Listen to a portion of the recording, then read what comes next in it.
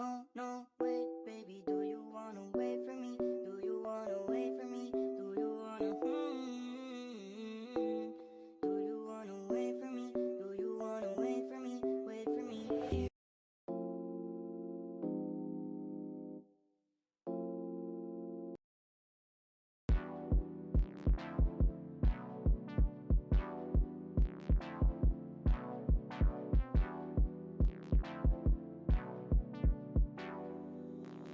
Ben's tracks. Ben's tracks.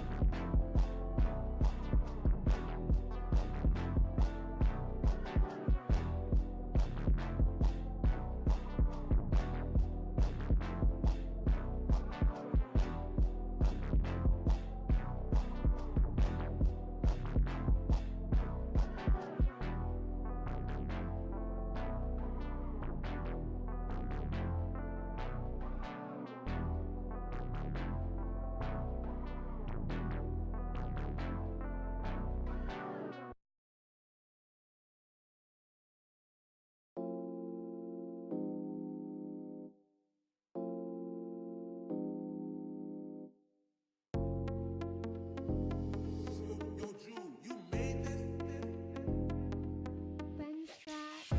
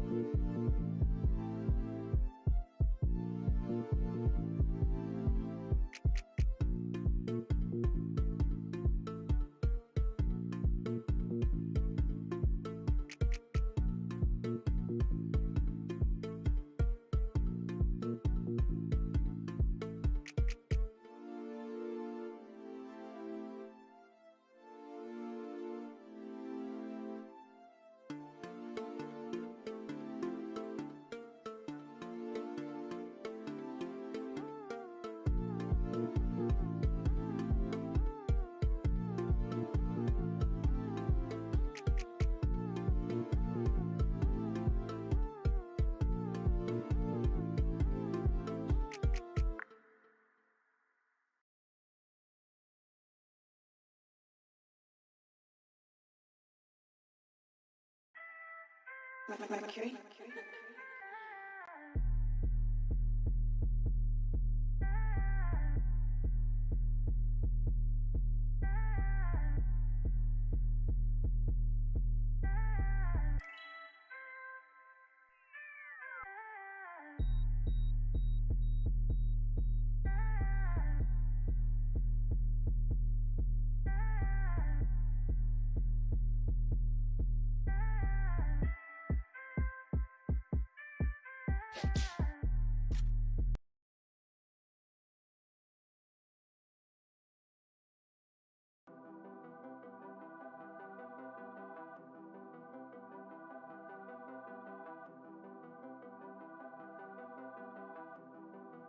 Yo, Flock, you made this?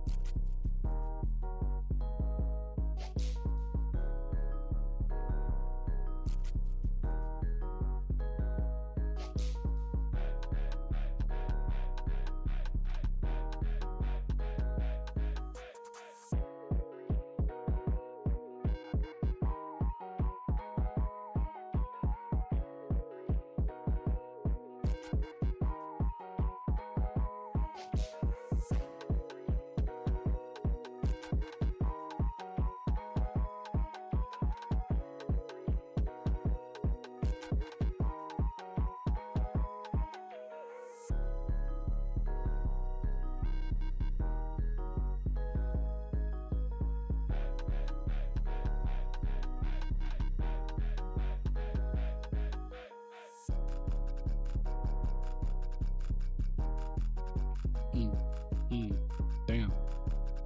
Damn. Damn. Damn. Damn. Damn. Damn. Damn.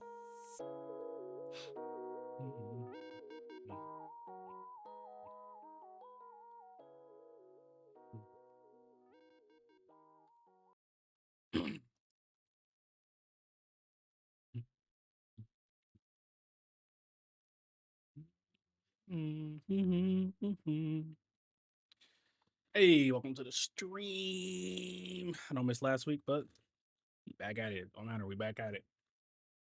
We back at it. We don't have too much crazy topics to go through. I mean, too many crazy, movie news that came out this week, pretty much. But we got a few things we can talk about. We got a few things we can, chop it up about. So let's get right into it. I got a few topics for us and some other stuff during the stream. So yeah, we're gonna be doing a couple reactions too later, and I got a tier list, little fun tier list thing about the 2026 box office that we're gonna be getting into too. So let's get started with some movie news though. Let's get started with some movie news. So let's see which one I wanted to start with. Let's start with bam. Let's start with some Avengers Doomsday potential leaks. So spoilers if this happens to be true. But just take this with a grain of salt. Let's see what they talk about. Okay, so apparently we got an Avengers Doomsday leak story detail, revealed plans for Steve Rogers, Thor, Doctor Doom, and more. Let's get into it. Story details reveal more about the movie's first act and what is the plan for characters like Doctor Doom, Steve Rogers, and Thor.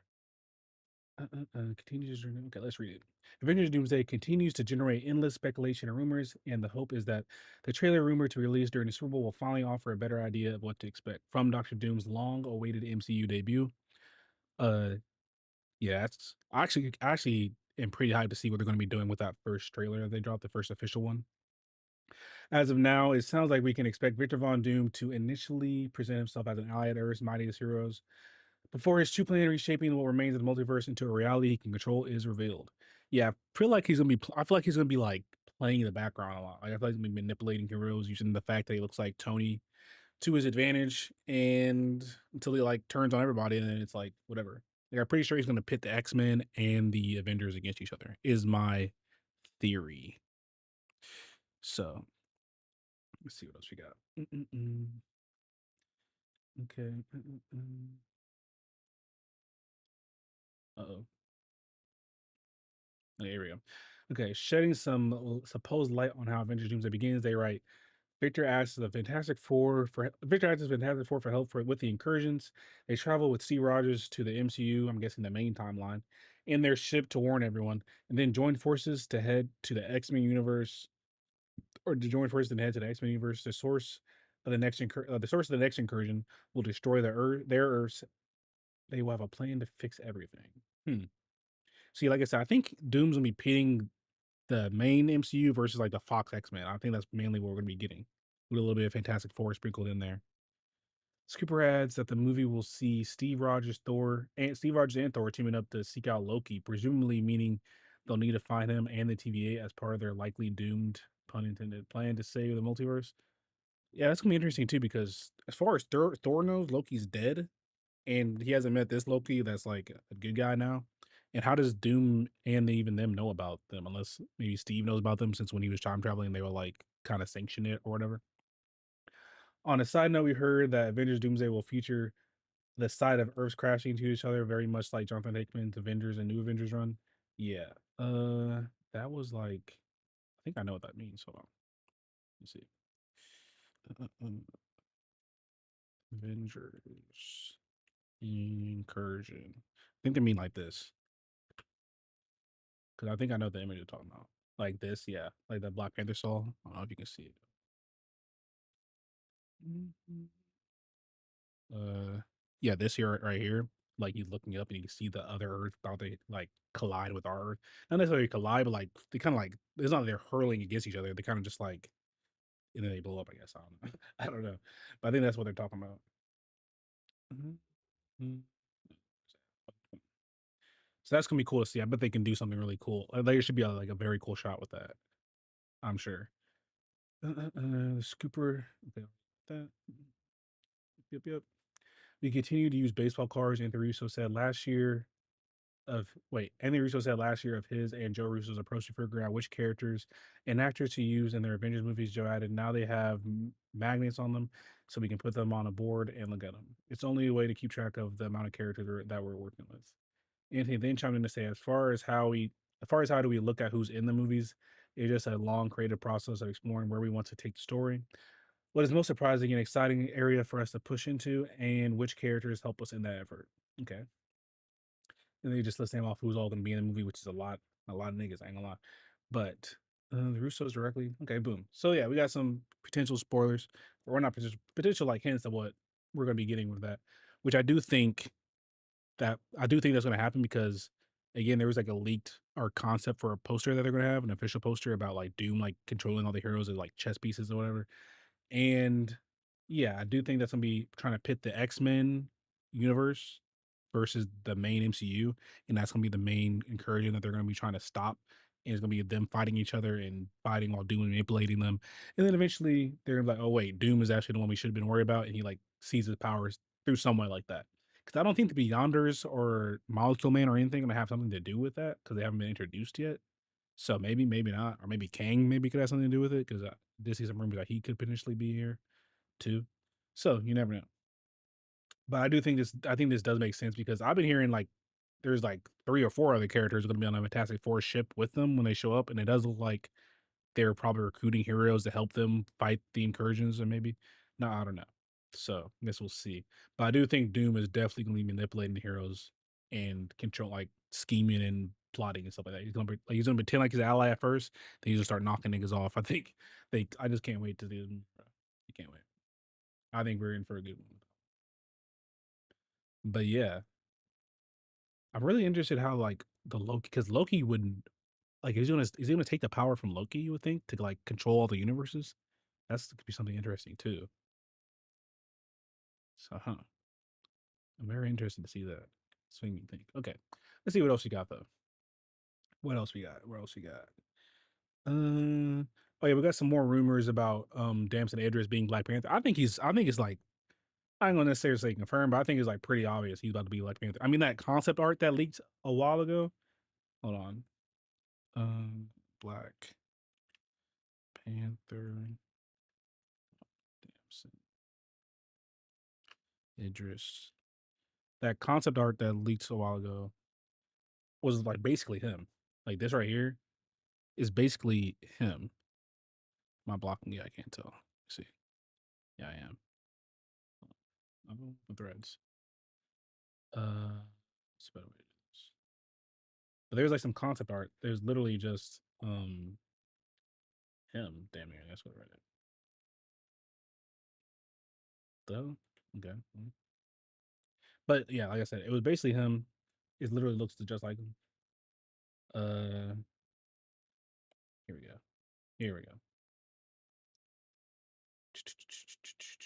Boom, right here. Yeah, this is basically him. Like it's literally that's literally him, bro. It's like him and a little bit like Chadwick Boseman, a little bit, but it's basically him. You know. So I think it's pretty much locked that he's gonna be our new Black Panther, which I'm excited for because I love him in Snowfall. He's a great actor. He was good in F1 too. Um, and yeah, I think it's been past time that we got T'Challa back as a Black Panther MCU, or just T'Challa back in general. Like, I think it's time, bro. Like, it's been a minute, dog. So, like, you know what I mean? There's so many more stories to tell with T'Challa and like his rivalry with Namor or maybe Doom or whoever. It's just like I feel like we need T'Challa in the MCU, and you could potentially set up the whole him and Storm have a marriage thing, and you get the girl from Sinners to be Storm, and that'll be fire too. Especially with Ryan Coogler directing it, I think she has a good chance of being Storm. Yeah, basically this I already the fuck was that? I already saw that I had already seen that had already seen that apparently he met with them. He had met with Marvel to talk about the role, but the role hasn't been chosen yet. I think he's gonna be in I think he might be when they start doing the reshoots for Doomsday and everything, I think he's gonna be in whatchamacallit, I think he's gonna be in it. Like I think he's gonna be in Doomsday for the reshoots, whatever. I think at least show up somehow. I think he's going to. Make sure we can get it. Okay. But yeah, I think he's gonna be our new Black Panther. I think, and he's a perfect choice. No, so I saw something that said Aaron Pierre was gonna be getting looked at, which I don't think he'd be a good. I don't think he'd be a good look for Black Panther. He's a fit for him or Denzel's son or my man from he was in the last Alien movie that came out, and he was in The Long Walk. Him or him, but either one of them three will be perfect to T'Challa, if you ask me. So that's my pick. This is basically what this article is about: is him meeting with him as potentially being the Black Panther. Like I said, I think he's a lock pretty much because especially with that lead concept art, it's like, come on now, come on. He's been pretty coy about whenever they ask him about it and everything. Like he's perfect. Okay, let's see what else we got. Let's see what else we got to talk about.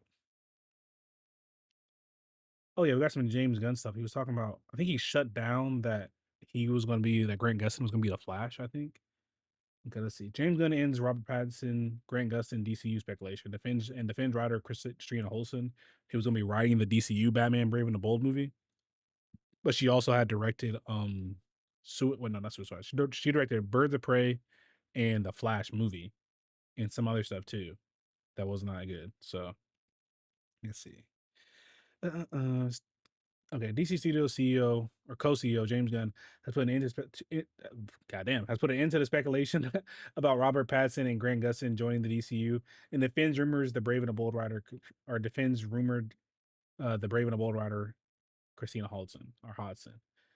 There's no doubting James Gunn's talents as a filmmaker and as a studio boss. The Superman Helmer has been doing right by the DCU its early days, of course, but he's developing an exciting slate of projects even after a few failed stars. Gunn's social media presence often raises eyebrows, not necessarily because of what he does, or not necessarily because of what he does say, but because of what he doesn't. The DC Studios co-CEO is quick to debunk some rumors and silly fan theories, but stays silent on much bigger stories, often frustrating fans. That has been the case with Batman Brave and the Bold. For example, Gunn has admitted that figuring out Batman is a challenge and acknowledged that he won't put two Batman out. Basically, he won't put two Batman movies out at the theater at the same time. I think I made a short about that not too long ago. When it comes to the creative team, though, James Gunn has remained fairly evasive. Recently, the trade reported that Harley Quinn, Birds of Prey, and The Flash, Christina Hodson is working on the script for The Brave and the Bold. The news received a mixed response from fans, especially as her last DC movie, Batgirl, which deemed unwatchable, was scrapped. I didn't know she did that either. But The Flash wasn't good either though, and Birds of Prey was like. Responding to fans on threads, James Gunn, the universe is rife with incorrect information about the Brave and the Bold on every level. I will only say anyone maligning Christina Hodson's screenwriting skills has most certainly never read an actual screenplay by Christina Hodson. She's one of the writers who was with us in the early days of the DCU's planning stages. He later added, I don't think you can judge my writing based on films others directed, as massive liberties are often sometimes taken or something. Okay, so you're saying the Flash's Andy Muschietti and Batgirl's Adol El Arbi and Bilal Farah. I don't know. whatever, how you saying your name. Were the problem. That seems odd. That seems odd when Gunn has hailed the Flash as one of the greatest superhero movies of all time. Yeah, I was major cap. That was cap from James Gunn. I don't care what he says. Another fan pushed Gunn on the odds of Robert Pattinson playing the DCU Batman in any form, even a variant, to which Gunn simply responded no. As for whether the Flash's TV show Grant Gustin could come on board as the big screen Barry Allen, the filmmaker and studio bluntly replied, "It happened on TV for 9 seasons. That currently didn't stop the Peacemaker cast from reprising their roles in their respective." It's true. That is true. You did bring back the niggas from the old DCU after they, So honestly though, I don't know if I'd want to see what is this? I don't know if I would want to see Grant Gustin come back to play the Flash. I want to see the Flash. I want to see Wally be the Flash. Not the like the black one or whatever necessarily, but just Wally like from the Justice League, from the Justice League cartoon. Let's see, like the Justice League cartoon that used to come on Justice League back in the day. Cartoon. Like this is the Flash I'm trying to see. Like he was Wally, like he had the orange hair and everything. Like, this is what I think of when I see the Flash. When I think of the Flash, this is the Flash I grew up with. Like this is Flash to me. So I'm more of a Wally West fan than I am a Barry Allen fan. And plus, Wally West is kind of funny and everything. Like I feel like in the Flash movie, they made Barry act like he was Wally, kind of. I also hated the way he ran, dude. That was another dumb thing about that movie. But yeah, I think this would be what we should do, what we should go with, and then yeah, so just make it this. And I think you got to recast because I'm sure people will be like, well, is he the same Flash as the TV show one or is whatever? You know what I mean? It's like if you're going to bring him back, you would want him to come back as the Flash from the TV show and interact with all the same characters. Because if you bring him back, you're not going to bring no one else back from the show. So it's like, it's weird, kind of weird in that way. So I don't know. I don't know. But yeah, I do think, and then with him defending what's her name's writing, which uh someone, who was it? Someone directed or someone wrote something that was trash, and then they went on to write Logan. Whoever was the writer for Logan, he had something crazy that was on, but he wrote Logan and some other bangers. So it's not like she couldn't like, bounce back and make write a good movie. But like I'm just saying that I think it's okay to be like worried if you think she's with her writing the movie, if she is, but that doesn't potentially mean like she just shouldn't, like she's gonna make a trash movie just off the bat just because of the last thing she made. She could potentially, make some fire stuff. Because like I said, in the Flash movie, I do like the Batman stuff in the movie. I just didn't like the movie. I thought some of the Batman stuff was cool, but you know what I'm saying. That's my take on that. Now, moving on, this is pretty much all the main movie news stuff. There's not really that many other topics that I'm like that interested in talking about. This dude playing Thor in the God of War movie or show on Amazon. Haven't seen Wonder Man yet, so we talked about that. Oh, there is some new Daredevil stuff. Actually, haven't seen this TV spot. Apparently, it shows some new footage. I reacted to the trailer that's on the channel, but is this the TV spot? Okay, let's see. Let's see. I thought the trailer is pretty interesting. Granted, it's only a teaser trailer, but it's pretty much the same so far.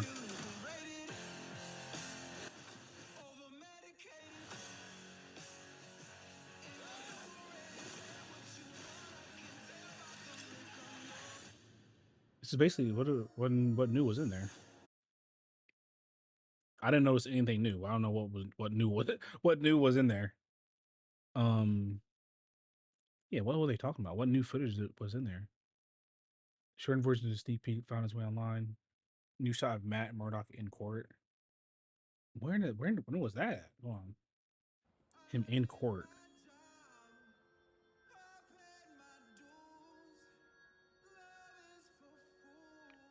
I did not see that at all. But this is pretty much just the same thing. Him in court. Oh, this? Okay. Maybe he's on trial for being Daredevil. So that could be interesting too. Yeah, maybe he's on trial for being Daredevil and he has like prove he's not somehow, someone. Okay. Yeah, I mean that was like that. That's like blink if you miss it, nigga. Because I was like, nigga, what is different about that? But just him being in court, I'm excited for the new season. Hopefully they keep like I said in my reaction to it. Hopefully they keep up what they were doing in the in the later seasons of it, right? Hold on, where was that?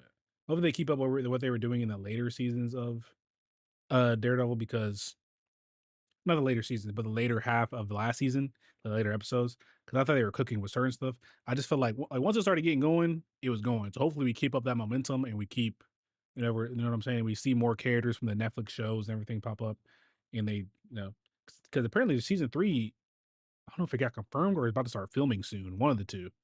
But this comes out in March, bro. The Boys and Invincible season 4, or yeah, season 4 comes out in March, and they're all gonna be showing episodes around the same. Like, there's gonna be episodes for all 3 of them, dropping like a couple weeks at the same time, something like that. Which I still gotta watch. Invincible season 3, and I finished I finished episode 1 of it a couple days ago, and I got something like short reactions I'm gonna be doing for those two. So stay tuned for those if you're interested in seeing them. I know that I had that one I went crazy, so I'll get back into doing those. Let's see. Now, this is the other thing I want to talk about. Let's go talk about some Dragon Ball news.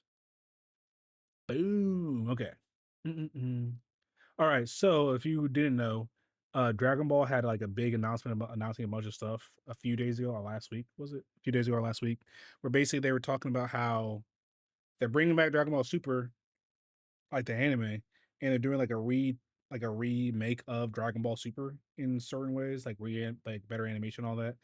And yeah, this is basically all like a thread about all the new about the info and everything like that. So let's go ahead and check this out.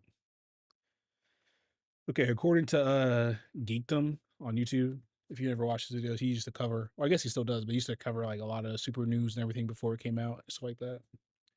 Okay, according, we'll have characters and scenes that are not in the manga and the Moreau arc anime. Now, I kind of like, okay, so I watched a video that covered like everything in the manga arcs, like the Moreau arc, the Granola arc, and whatever else, but I don't really remember it that well. Like, I know there's stuff with Bardock and with some special Dragon Balls and like the gas dude and the granola. Like, I kind of know what's going on with that, but not I don't like know it enough to like, you know what I mean? So plus, are they gonna do like, I wonder if they're probably gonna let me know. Are they gonna adapt the like the Dragon Ball superhero movie into like a anime arc?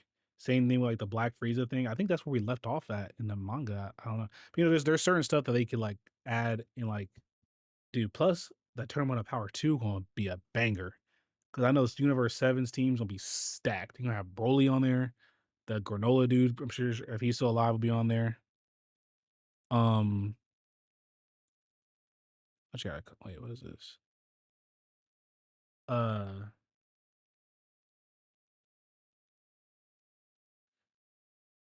what is this? Hold on. Sorry. I got a comment. This open a poll.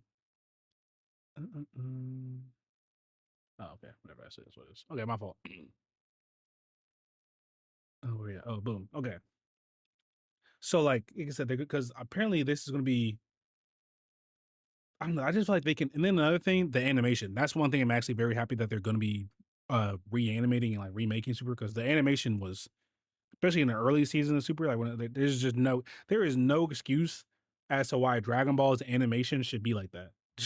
There's no like, I'm pretty sure like Japan's economy like relies partly on Dragon Ball. Like, that's how big Dragon Ball is, bro. Like, Dragon Ball is so big, they make so much money off Dragon Ball. There's just no reason why their animation budget shouldn't be decent. You know what I mean?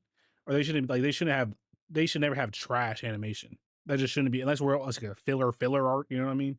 It should never be just trash animation for Dragon Ball. There's no reason why Demon Slayer and My Hero, whatever, has better animation than Dragon Ball at any point. Just shouldn't be the case. It just shouldn't be the case if you ask me. Like, you know how much money they make off games, toys, everything. Like, nigga, they've been selling since I've been alive. They've been making the same, not necessarily the same game, but the same like game cover, like the same stories in the games that they've been putting out. Basically the same thing, that, like, you know what I mean, for like 30 plus years. So it's like, dang, there's no reason why the animation, like, and it's only reason why it's bad like that, because y'all rushing to put it out. You don't gotta rush to put out the anime. Niggas gonna watch it. Niggas, I guarantee you, when Dragon Ball, when they remake it, even though it's already happened before, even though niggas already seen it not too long ago, people are still gonna be watching it, and it's gonna be do banger numbers. Like, niggas is gonna watch it every week. So I don't know why they couldn't just, you know. But I do like that they're going to be cutting the arcs, like the ones we already seen, pretty much, like the Beerus, uh, Frieza, whatever, and into like shorter episodes, because especially since we've already seen them as movies, you don't gotta see them. So we don't need 15 episodes for that. We don't need 15 episodes of them just bullshitting around. Like, just give us 6 episodes. I like that. I like that a lot. Especially if you do with like the Broly movies or whatever, tie that in, connect certain stuff to Dama, fix some continuity errors, this and that. That'd be cool. Let's get into this, what they're talking about here. Okay, purpose of the remake is to add new scenes, original and manga content, cut filler. Thank you. Make it closer to Toriyama's vision. He was involved. I don't know how to pronounce your name, Gengo, but Tadayoshi Yamaro, I don't know how would I pronounce it. Isn't the only one involved. Many top tier animators. Thank you. Thank you. Please, please, thank you. And they did show like a side by side of I think it was on Twitter. So they showed like a side by side. They showed a side by side of Dragon Ball. I said Jack hiding it. Dragon Ball Super remake. They showed like a side by side of the animation. I think. Oh, here we go. Yeah, this. They showed a side by side of the animation. The new one being on the right, and the old one on the left. It looks way better. Looks way better. And also, to me, the best the anime has ever looked, Dragon Ball has ever looked, is when the Dragon Ball Super Broly movie. I don't know how expensive that would be since it's a movie, so they don't have a bigger budget. But I think Dragon Ball should look like that all the time. Like, I think that's perfect. If you ask me, yeah, that's perfect. But okay, yeah, the Beerus will be 6 episodes was great because that happened. Like, I remember that super vividly. So, and then Golden Freeze, like I said, filler removed, more like an extended version of the movie, less like the anime arc. Thank you. That's what I was just talking about. 6 to 7 episodes, perfect. The Champa arc, incorporation of manga content, 10 to 12 episodes. Boom. This is exactly what I was saying. Oh, this gonna be. Oh, this part of the anime. I don't know how much, because there is different stuff that happens in the thing. So does the old Super not canon anymore? That's another thing that's gonna be confusing. Is the old Super not gonna be canon because before we had the anime canon and then the manga canon, but if the remake of Super is like more manga canon, I don't know, whatever it was, because certain stuff does happen differently, like the Tournament of Power stuff and that happens differently. Same with the Goku Black arc, like him being Super Saiyan like this didn't happen in the anime, and a few other like Goku using Hakai and stuff like that is way different. Okay. Many new scene. Okay, future arc, DBS future arc, or future arc. I just call it the Goku Black arc. I don't know why they're calling it. Anyway, many new scenes, more faithful to the manga. Less than 18 episodes. It's not in production yet. Okay, that's fine. And then when they do this, because I think the manga's on hiatus, but once it comes back, I'm sure it's gonna come back soon. It doesn't. They won't catch up to it so fast, So it'll be tough. Okay, nothing about the Universal Survivor arc yet. They're still rewriting the Black arc. Okay.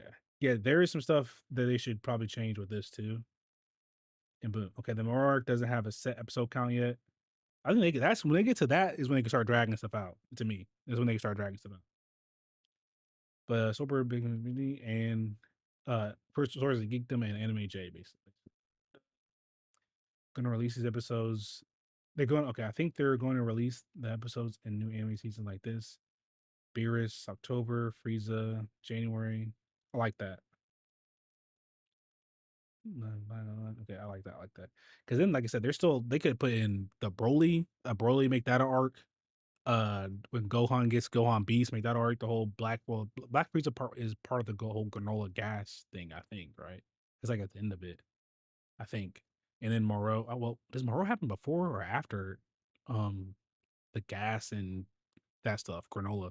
I don't remember, but yeah, that'd be cool. This is like I think this is gonna be. I think this is so fire what they're doing. But what I really wish they would do. I wish they would give us the. Um, I wish they would give us the. I wish they would give us the. Hold on. I wish they would give us OG Dragon Ball animated like they did at the beginning of the Dragon Ball superhero movie, because that would be so tough. Just reanimate it on some Hunter x Hunter stuff. Get Dragon Ball. Dragon Ball. Hold on. Put my caps on. Dragon Ball.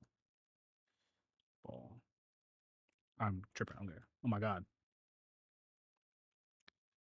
Reanimate. Not Dragon Ball Diamond, but Dragon Ball. Is this it? This right here. This would be so tough. Oh my gosh, bro. I don't even care if you redub it. You don't even gotta redub it. Just make it this animation style. And you got me. Oh, this, like I said, this is how Dragon Ball should look. Like there's no reason, like this animation is clean. There's no reason why it shouldn't look like this, if you ask me. Granted, this is from a movie. Like I said, bruh, if they reanimate the whole Dragon Ball like this, bruh, that would be so tough. And you get people to actually be able to watch Dragon Ball. I know, like, a lot of niggas only watch Dragon Ball Z or GT or whatever, and Super. But you can niggas watch Dragon Ball. Kid Goku is like top 5 characters for me. Kid Goku specifically. But that would be so tough. So tough. So tough. But yeah, bro, like that'd be so hard. But yeah, I am very excited for this. I think it comes out in the fall, the first part of it, right? When the first Beerus one comes out, yeah, October. That's gonna be tough too. Oh, I can't wait for that. I can't wait for that. I can't wait for that. But yeah, that's gonna be tough. That's gonna be super tough. Hopefully they get, yeah, hopefully they, like I said, they fix some continuity errors, maybe tie it into Daima some more. And yeah, I can't wait to see it. Because imagine if, you know what, I wish they, well, was that in the, was, I don't know, but imagine they change some stuff around with like the Dragon Ball superhero movie and they make like Cell Max become like Perfect Cell for a little bit or something like that. That'd be tough too. That'd be tough. That'd be tough. That'd be tough. Okay. What else you got? Oh, this is another thing I wanted to talk about, which I don't really know that much about it, but apparently Netflix has signed a deal to release a live action Gundam movie starring Sydney Sweeney and Noah Centineo. Now, I'm pretty sure Noah Centineo is the dude who's playing He Man. I'm pretty sure. I think. Is he He Man? He's either He Man or he was. Hold on, or he was. I think he was in Black Adam. No, he's in Street Fighter. That's I think he was in Black Adam too, though. He's Ken in Street Fighter. Yeah, that's who he is. Yeah, he was this dude in Black Adam. I think he's in Street Fighter, right? He's Ken. Yeah, he is. Yeah, he's Ken. So I don't know. Now, I don't know how, like, I don't really know that much about Gundam. Like, it was one of them things that would just come on like Adult Swim late at night, Toonami, but I wouldn't really know what was going on. So I don't really know that much about Gundam other than they're just, giant robots fighting and stuff. So I don't know. Sydney Sweeney being in it, I'm sure it's gonna turn a lot of people off, but I think it could be fine. Like, I don't just hate Sydney Sweeney for no reason. Like, I think she could do something. I don't know the story of Gundam, so I don't know, like, is she like a horrible pick or not? I really don't know. I just know the robot. I know this robot specifically. Like this one, I don't even know what it's called, but this robot specifically, and I thought it looked cool. Like I've seen toys of it and stuff like that. I always thought it looked cool, but I don't know like the storyline of it. Like how like I don't know. I don't even know what they fight or what. I don't know. So I don't know if they're like good for the role or not. But I do think it would be cool to see. Hopefully they don't make it like super cheesy or nothing like that. I feel like we're gonna have to have a big budget for this though, right? I don't want the CGI to look trash either. So I don't know. It is Netflix, but hopefully they do something cool with it. Are they gonna release this in theaters or is it gonna be straight to Netflix? That's the other thing too. So who knows? But I'm sure a lot of people. Let's look at the replies. Starring Sydney Sweeney. Oh, this is not discussion fish. Yeah, people don't like the Sydney Sweeney's in there. Like, yeah, this or what? Like, I don't know. I guess this is what they're trying to do. About like this accurate? Like, I don't really know much about like this who's gonna be. I don't really know about that. I don't know. I feel like though Gundam out of like a lot of animes, I feel like Gundam would be easier to. I know the trailer ain't fucking drop this. I think Gundam would be easier to make. I feel like right, just like kind of like Pacific Rim. I was just yeah, that's what that was. Something okay. Yeah, that was the other thing. I think that's all the movie news I have so far. Oh, let me stream this one. I think that's all the movie news we haven't so far. Hold on, let me pop up my chat. Oh, there we go. It was at Brandon. My chat thing was off for a second. I hate when they do anime arcs covering the same stuff as a movie. Sorry, yeah. That's why I skipped like the first few arcs of Super because of that. Because I was like, I could just watch the movie. There's dead. I just watched a movie that y'all released a few years ago. Sweeney. Yeah. I don't really know. I guess I don't know much about Gundam, but I mean, I guess she would. I guess I don't know. I don't know if she'd be good for it or not. I don't know nothing about Gundam other than it's just a giant robot. Yeah. But yeah. I don't know. That's pretty much all the movie news I was talking about today. But now I want to do some. Want to get some reactions, or do I want to do? Actually, you know what? Let's do this thing. This is something I found I want to do. So this is basically a tier list of who's going to be like all basically what I'm going to be thinking. It's like going to be the biggest flops or biggest like box office hits for all these 2026 movies. I think this is most of them that's coming out this year, and whether I think they're going to be trash or good, or not even necessarily trash or good. That's what I think is going to be like. It's going to make the most money. Starting off with The Strangers. So yeah, you got $2 billion, 1 billion, 750, not yeah, 750 million, 500 million, 300 million, 200 million.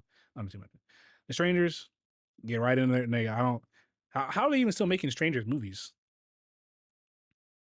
Yeah, let's not get suspended. Yeah, I ain't getting suspended this time. I ain't getting suspended this time. Doing a regular tier list, no clips, nothing like that.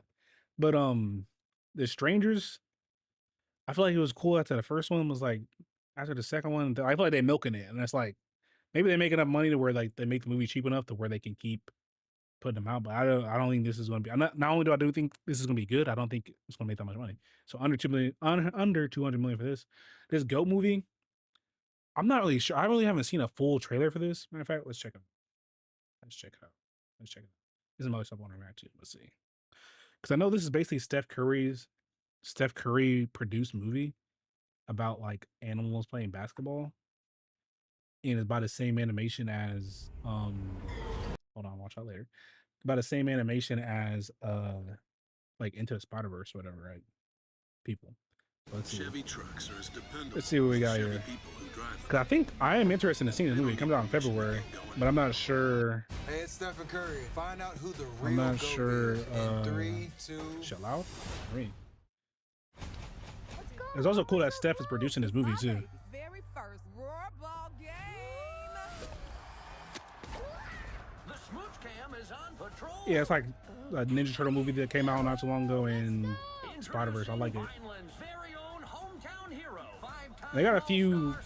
NBA players do some voices and some other people do some I'm gonna voices be too. just like her. You're not just gonna play roarball. You're gonna change the game. That tiny kid grew up to be me. Will Harris. Older? Yep. Bigger? Not so much.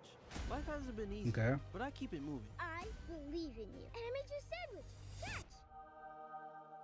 Oops. Airball. Sorry about that. Okay. I never lost the dream to play professional rollerball. We're the fiercest Rollerball. animals compete in the most dangerous That's stadium. tough. I actually like that. That's tough. Fourth mascot this season. They can't get me for react to a trailer. There's I know only it's a one trailer. problem. You wanna bet? Smalls can't ball. Oh my gosh. Owned by a goat. Actually, I'm fucking with this trailer. I'm gonna see this. Seeing as we haven't won a game all season, You might be exactly what this team needs right now. You're signing a goat? Hey. I'm just gonna eat him. Can goats not discrimination? Team. There's Jet, a legend, but she takes her losses a little too personally. Yeah. Lenny, he has a hard time focusing. I'm sorry, you saying something? Archie, the face of gentle parenting. What happened to That's no crazy. kids in the locker room? Oh my god. I breathed it in. There's Olivia. We have to limit her screen time. They got like multi-gendered basketball too. Moto, whatever the heck he That's is. funny. That's just my skin. Okay. Belong here, goat. You're Mm. too small. My mom told me if anyone could change the game, it was me. And I want her to be right. Nigga just kicked the ball.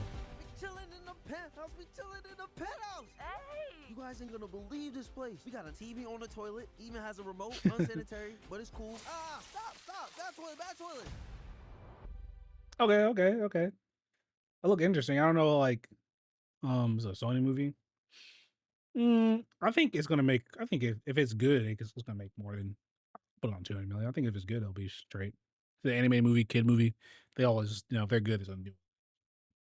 Now, Scream, this one's kind of interesting. Scream 7 is kind of interesting because there's a little bit of controversy with the with them firing old girl Melissa Barrera and then Jenna Ortega not being in it, but they are bringing back Sydney, Nev Campbell. So I don't know.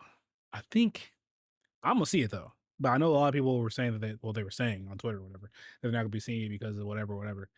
But I think it could. I don't know. I'm interested to see it. I don't think I do. I will say, out of all the Scream movies, I feel like this one has the potential to be the worst one, because it looks a little tropey and like more generic than other ones. But I don't know. Apparently they're bringing back Stu, Matthew Lillard, Shaggy, I think, and it involves her kids. The city's back. I don't know.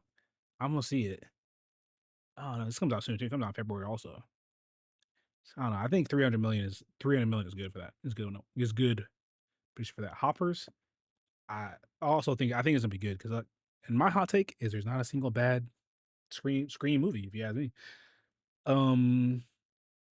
Hoppers, I don't know what the fuck this is about.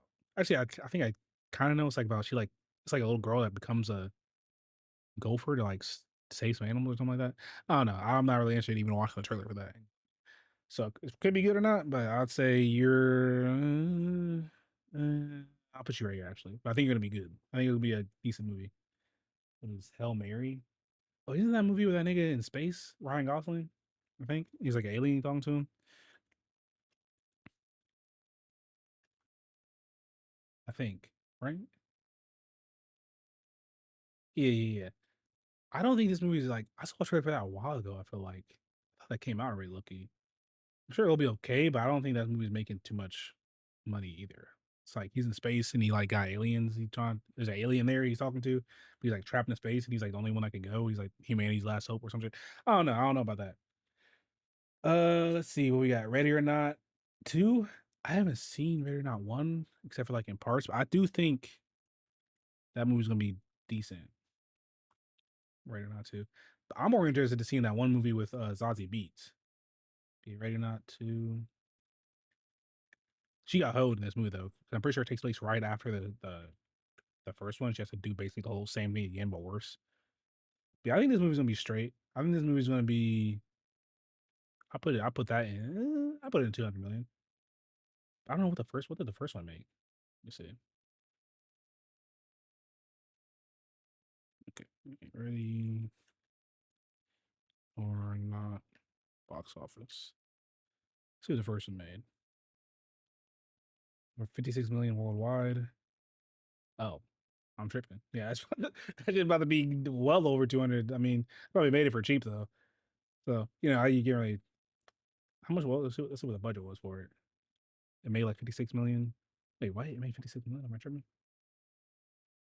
Oh, only a budget of 6 million. Oh, they made bank off that then. So they don't even gotta. They tripping. They chilling. 600 million. Okay, cool. The stream looking still. Stream health. Bam. Stream health. Bam. Good. Okay. Bam. Okay. Now next up we got Mario. This one, I don't know if this is gonna make a billion. I don't know if Mario's gonna make a billion. I don't know though. This got Yoshi in it. The first one made $1 billion. Yeah, I'm not gonna bet against, especially if it's have another thing like Peaches in it. Yeah, no, this is making $1 billion. It's making $1 billion. The Peaches song, because I know all the little kids fucks with that. This is definitely making $1 billion. They got Yoshi in it. It's like a bigger, crazier movie for sure. This is $1 billion. I think this is like guaranteed. And I don't know about guaranteed, but I think this is definitely going to be $1 billion. I don't know if we can get it. Now this Mummy movie, I actually haven't watched this trailer either. The Mummy, it's like a Mummy remake. I'm going to guess though under 200 million though. Mummy. Right, yeah. It looked creepy though. Let's see what we got. It looked creepy.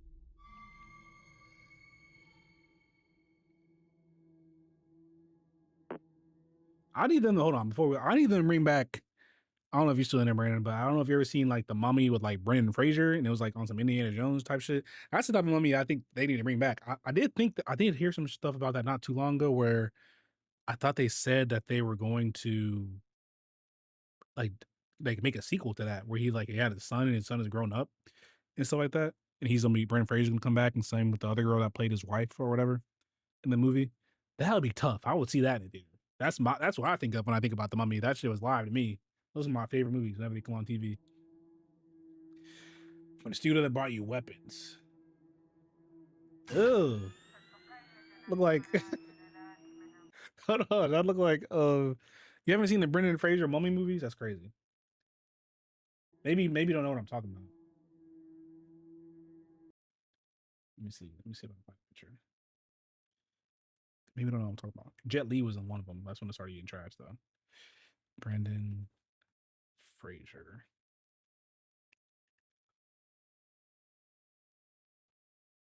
So you don't remember this? It's a classic. Classic. He was also George of the Jungle. That's another dig who he was. But this was tough. A sequel to this would go so stupid, if you ask me. I'll go crazy. But let's see the trailer. It's like my bro. Crazy.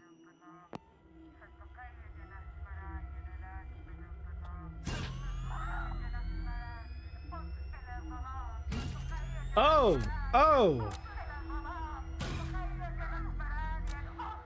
Oh!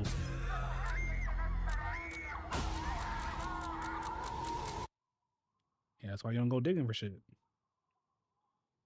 What happened to Katie? I don't fucking know. Oh, that's crazy. Oh!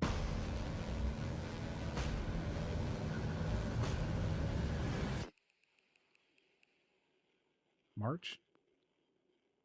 Looks nasty. Looks gross. I don't know if I'll check it out, but depends on what else comes out around there. But I think I like the trailer, so I'm just gonna give it a little fresh Rotten Tomato. I think it's gonna be under 200 million though. I would say. Now this next one, low key, has the movie ever made $1 billion? No, the only movie I think I made $2 billion was probably Avengers and like one of them Avatar shits. Oh, you just haven't seen it? Okay. But the Michael Jackson movie, I think this shit is making $2 billion. If it's good, I think even if it's bad, like it's not a good movie, it's still gonna make $1 billion. If it's good, like it's really good, it's $2 billion. Like I think the floor is $1 billion with this, the Michael Jackson movie. And they recently showed some more. I think there's a new teaser they dropped that. Let's see. I don't know if it's a new teaser or just like a poster.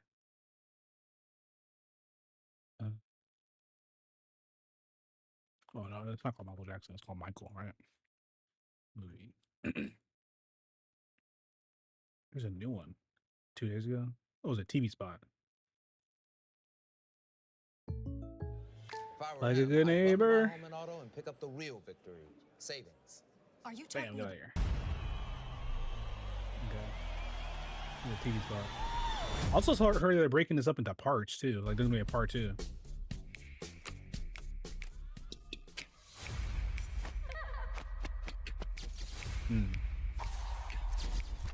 Everybody about to see this shit though. That's what I'm saying. I'm gonna see this.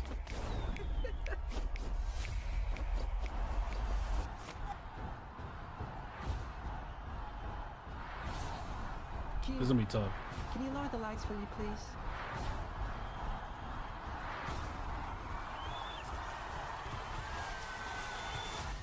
But remember, Because they got the songs in the movie theater too. keep those feet That shit gonna be still, lit. man. That's gonna be lit. Yeah, April 24th. I think this is like one. I think this is like there's like 3 movies that's guaranteed $1 billion. I think this is one of them, and I think this is guaranteed $2 billion. Not guaranteed $2 billion. If it's good, I think it's $2 billion easy. Now, Mortal Kombat 2. I don't know if you saw Mortal Kombat 1, like the first movie. not the first movie, but the first like new movie that came out in like 2021 or 2, wherever it came out. Um,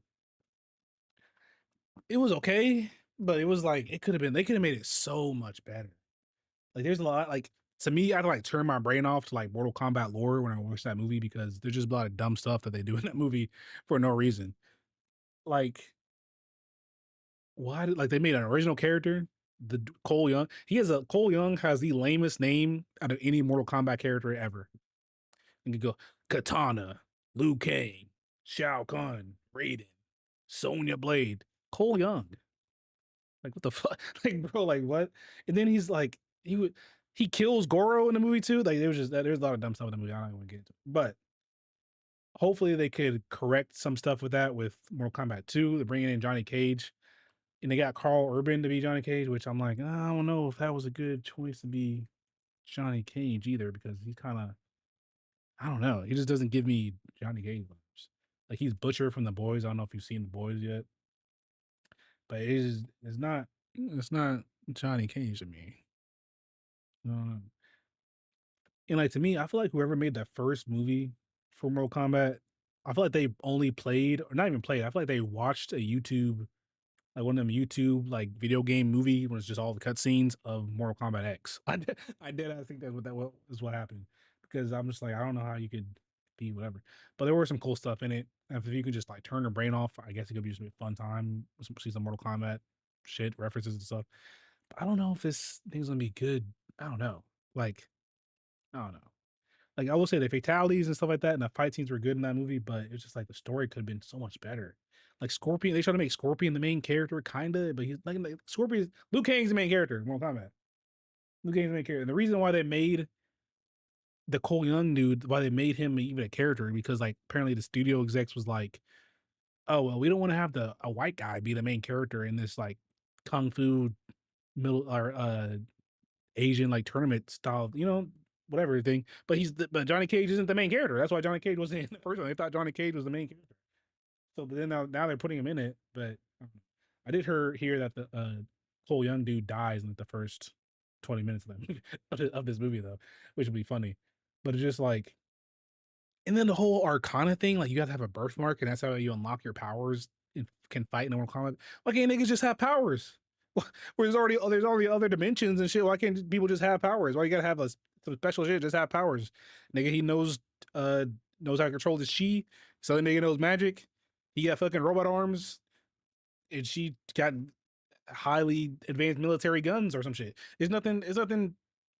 Why you gotta over explain that shit? Like, his power is that he can shoot, like even with Kano, for example, he has a cyborg eye in the game that can shoot a laser. In the movie, they make it so his power is they can shoot lasers out of one eye. What the, like, why is it only one? Like, shit like that is just dumb. Like we can shoot lasers out of one eye, or Jax, his power is he gets metal arms out of the little tink arms they had built for him. Why can't it just be he lost his arms? The military gave him some special fucking cyborg arms. It's like we're over complicating shit. Just make the shit crazy. Like just make it like you know what I mean? Like fuck. Like you don't gotta over explain shit. It's not like in a certain shit they did like out of order. Whatever. I am hyped to see Shao Kahn. I'm gonna see it. I think it's gonna be hype. I think I hope I didn't fuck us up. Straight, always straight. But I'm hyped to see Shao Kahn. Like I think there's gonna be some hype moments in the movie. I just think like story wise, it could have been way better. It could have been way better. So I don't know if this movie's gonna be good. I think it's gonna be. I don't know. I think it's gonna be all right. I think. What did the last one make? I feel like maybe plus 500 might be kind of crazy actually. What did the last one make? Let's see, Mortal Kombat. Come on, when did that come out? Mortal Kombat, yeah, 2021. Box office. Okay, 84 million worldwide with about a one. Okay, what was the budget? I thought that made more. Maybe I'm tripping. Well, that was during like pandemic times though, so maybe not. 55 million budget, made 84. Okay, so broke even-ish, I guess, right? They did push this one, but the movie is done already. I guess they did push it back to make it be, because they did want to get more marketing minded because they think it's gonna be a better one because it was supposed to come out in like October already, like last year. I think this is gonna be under 200 million. Matter of fact, let me look up what Scream's box office was. Scream 6.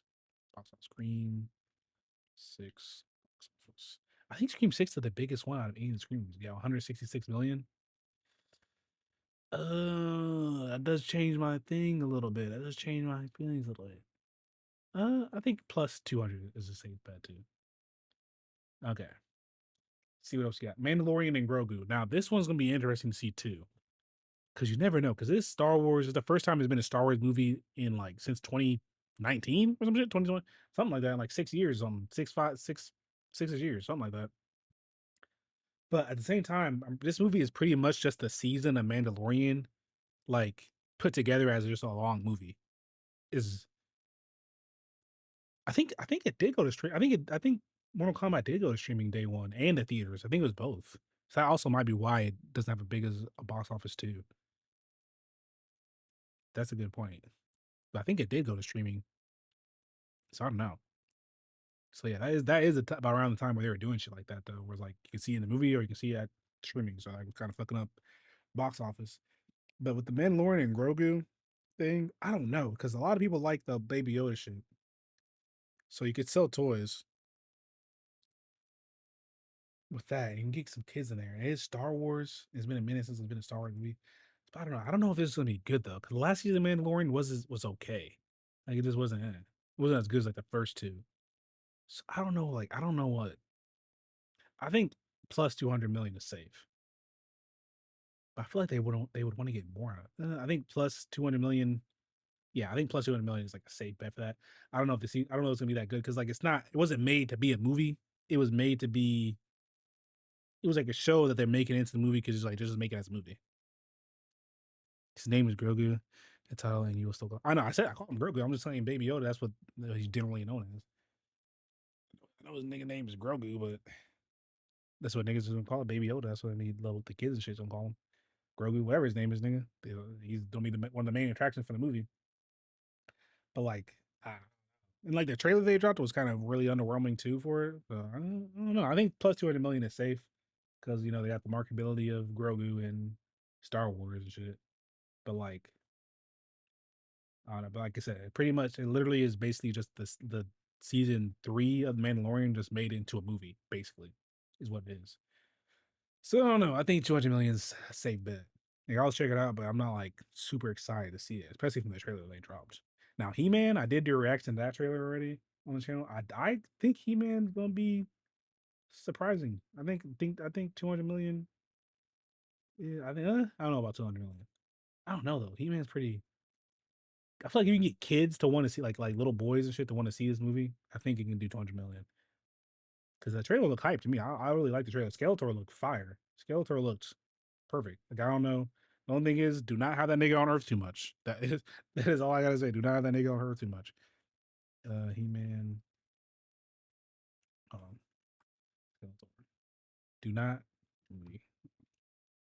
not have like he should the first 15 to 20 minutes he can be on Earth. After that, just get some fucking what's this shit called? Attorney and shit, you know? Let's get that shit going because that ain't it. Okay, why am I seeing like AI shit? Type in the nigga explain them. Okay, Jared. Yeah, Skeletor look dope. Like this. Let me just go to Twitter actually.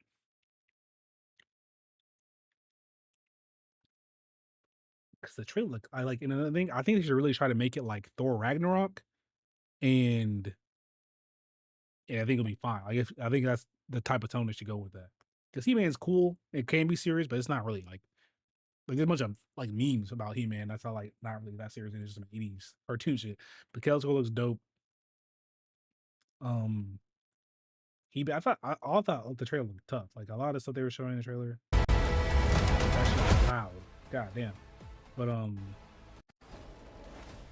yeah, I think it's just this movie is just a fun movie. This part was tough too. The power part, that was super hard to me. And this whole Skeletor part at the end. I think this movie they just make this movie just fun action He-Man movie. and they cooking, I think, because this trailer looks dope. Like this part, the action look good to me. This little stuff, like they these would almost be like a type of. I know niggas don't like the Transformers movie, but the first two, I like the movies. I saw them when I was little. I saw them just in the theaters. I was I was a Transformers fan, but they can maybe that can maybe be this for a new generation. That's what I would think.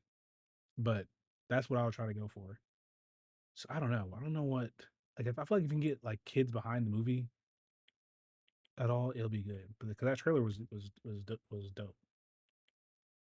Maybe they drop a new teaser for it or a new trailer for it during the Super Bowl, get some more awareness for it. I think they can do 200 million. Plus it's He-Man. You could almost have. I don't think it's gonna be as big as Barbie was because Barbie made $1 billion, but you could almost have like the male version of Barbie in a way if they made this movie like right. So I think 200 plus million is good for that too. Let's see what else we got. What even is this? Disclosure. Oh, that's that fucking alien movie with Emily Blunt. I think that movie might be good, but I think that's under 200 million. I don't think niggas is checking that out. Scary Movie 6. Scary Movie 6. I don't know. What let me see something. What is Scary Movie? I don't even know what their box office. Let me see. Scary Movie box office. I know the last ones probably weren't that good. So let's see like Scary Movie 2. Let's see the first 3. That's the ones that I think is universally the best ones, right? This movie 1 box office. Only 278 million worldwide on a $19 million budget. God damn. Okay. See what number 2 is like. That's crazy. 140 million. Okay. It doesn't take that much to make these movies. Like, what was the budget on this one? The 71. And they said the Marlon Wayans is the one making it now again. The Wayans brothers making it again. He said he pulling no punches. So, so we're gonna get some Hibachihana teriyaki type shit. That's such a crazy scene. Anyway, it's a Nissan Subaru Hashimi. That shit is crazy. Okay. Anyway, let's see what else we got. What was the 3 box office? Go see my 200. Oh yeah, I think this is a good. I think once they get their trailer for it and they get the hype behind it and they get people to know that the Wayans brothers are back in control of it. I think they can get 200 million. I ain't gonna lie. I don't know. I think they could. I feel like that's gonna be like a cultural thing that people are gonna want to see that. There's a lot of stuff they can make fun of too. A lot. Toy Story 5 or 6, whatever fucking Toy Story 7, whatever Toy Story they on. I think it's easy plus 500 million. It's gonna be good because they're fighting the evil iPad. So I think it's gonna be straight. Supergirl. I think Supergirl's plus 200. And if it's good, I'll be plus 300. But I think plus 200 is gonna be where it's gonna sit at. I think Superman made like 500, right? So I think it's gonna be a little less Superman. So maybe 300, maybe. I don't know. I think 300. I think at least. I think max 3 and lowest 2. So anywhere between these two, I think it's straight. What else we got? Minions. I don't fucking know. Like I don't know. I have no idea. I'm gonna say plus 200 because I know the Minions movies must fucking make money because they keep making them shit. I don't know what. I haven't even seen. Only the Despicable Me movie I saw was the first one, I think. And I haven't seen any of the Minions movies or anything like that. So, is this a live action Moana? I'm pretty sure. Live action Moana. I don't even know if the Minions movie's gonna be good. I'm not really interested to see it, so I don't know. But live action Moana, I think that could be 500 million. Huh? I don't know. Moana, the last one made $1 billion. Like the animated one made $1 billion, right? Let's just half it and say 500 million. The Odyssey, I think the Odyssey might make $1 billion too. Even if they got Travis Scott and that bitch doing whatever you're doing. I don't know what Travis Scott doing I don't know what that nigga doing in the Odyssey, but I think the Odyssey could get $1 billion too because they got a lot of hype around this movie, and I'm definitely be checking that out. That's gonna be tough. I can't wait. That's one of my most anticipated movies too. Is the Odyssey. That should be fire. Crazy cast they got in the movie. I think the movie can make $1 billion easy. especially if it's good for sure. I think if it's not good, I still gonna make like 750. But I think that movie's gonna be tough, super tough. Evil Dead Burn. I'm excited to see this movie. They haven't shown a trailer or nothing for this yet though. This comes out this year. When does it even come out? I guess around October, right? Evil Dead. Let's see. Let's see. Is it new characters too? Or is it like July? I think you get a trailer out soon or a teaser. Right, I would guess, but probably next month. Sometime, I'm sure. Okay.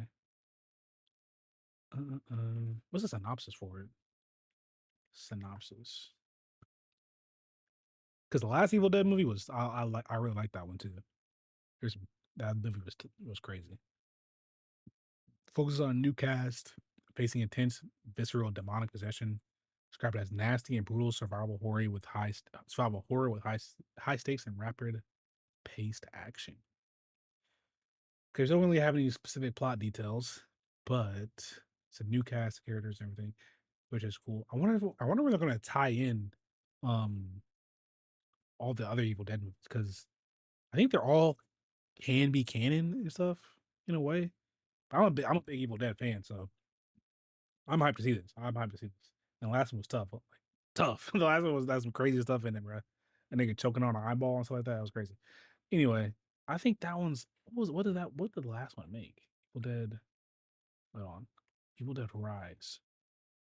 What did the last one make? Evil Dead Rise. Box office. Well, they probably was a cheap budget too, right? Basically 150 on a production budget of 15 to 19 million. Okay, yeah. I think the last one was good. I don't know. I think it's let me see his Rotten Tomatoes. Let's see if it was certified fresh, whatever they say, right? Not that Rotten Tomatoes is like the end all be all, whatever. Yeah, 4 to 5, 85%. I think I don't know. I think it's gonna be good for sure. But I think that the last one, if you could I want to say 200 million, but I think if we're being realistic, I think under 200. And I think it could be 200 million if it's good. Insidious. I feel like they dragging Insidious. Wait, is that the hold on? That one where hold on, let me see. Insidious trailer. Did that one ever come out? Because there was one where he was like in a fucking cat skin thing. And he was like, there's a demon in there with him. I think they another one. I think Insidious is another one they're dragging out too much. The Red Door Chapter 3 last week. Yeah, they dragging the shit out too much. Was this the last one? Yeah, when he was an adult and shit. So that one did come out. Right? I'm not tripping. The Red Door? This is the one. Yeah, for sure. I think they dragging this shit out. I ain't gonna lie. I felt the same way about that, about The Conjuring. That last Conjuring movie was ass. That last Conjuring movie was not it, Gango. Not at all. That last Conjuring movie was straight buns. I ain't gonna lie to you. So I don't know. I don't think this movie's gonna be good, and I don't think it's gonna be made under 200 million. So I don't know what to tell you. This Wile E. Coyote movie. This movie was supposed to come out like in 2024, but they like canceled it for some like tax refund shit or something like that. WB was doing movie kind of whatever. So I don't know. I think this was definitely under 200 million because they should have just been released this on streaming or something like that. 200 million. Now the Clayface movie under 200 million, but I'm pretty sure this budget is going to be like 30 max. So I don't think it's even going to make. I don't think it's going to be like. I think they're not even trying to make that much with this movie. Plus, it's a Clayface movie. Like niggas aren't going to go see Clayface. I don't even think they should be making a Clayface movie. Like unless they're going to have Batman in this, maybe it'll get boosted up a little bit because niggas want to see the official debut of the DCU Batman. But like I said before in a past stream, like James Gunn, let's get to the niggas we want to see. Let's get to the niggas we want to see. I'm not trying to see Clayface or fucking Sergeant Rock or whatever. All the other niggas we was talking about before. I don't keep it. I do think it'll probably be good though, but just to lean more into some horror, body horror type stuff like The Fly or some stuff like that. But under 200 million for sure. Because he's not even a popular Batman villain like that. Like well known. But fuck it. Resident Evil. Now, I think this movie's gonna be good because it's being made by the dude who made the Weapons movie. Weapons is pretty good.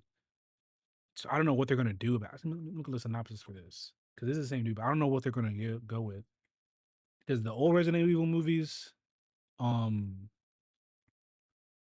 like I like them, but because they're just what I used to watch, you know, like but they just come on like sci-fi or some shit, I would watch them and just be like entertaining, but they're not like good movies, right? So I don't know.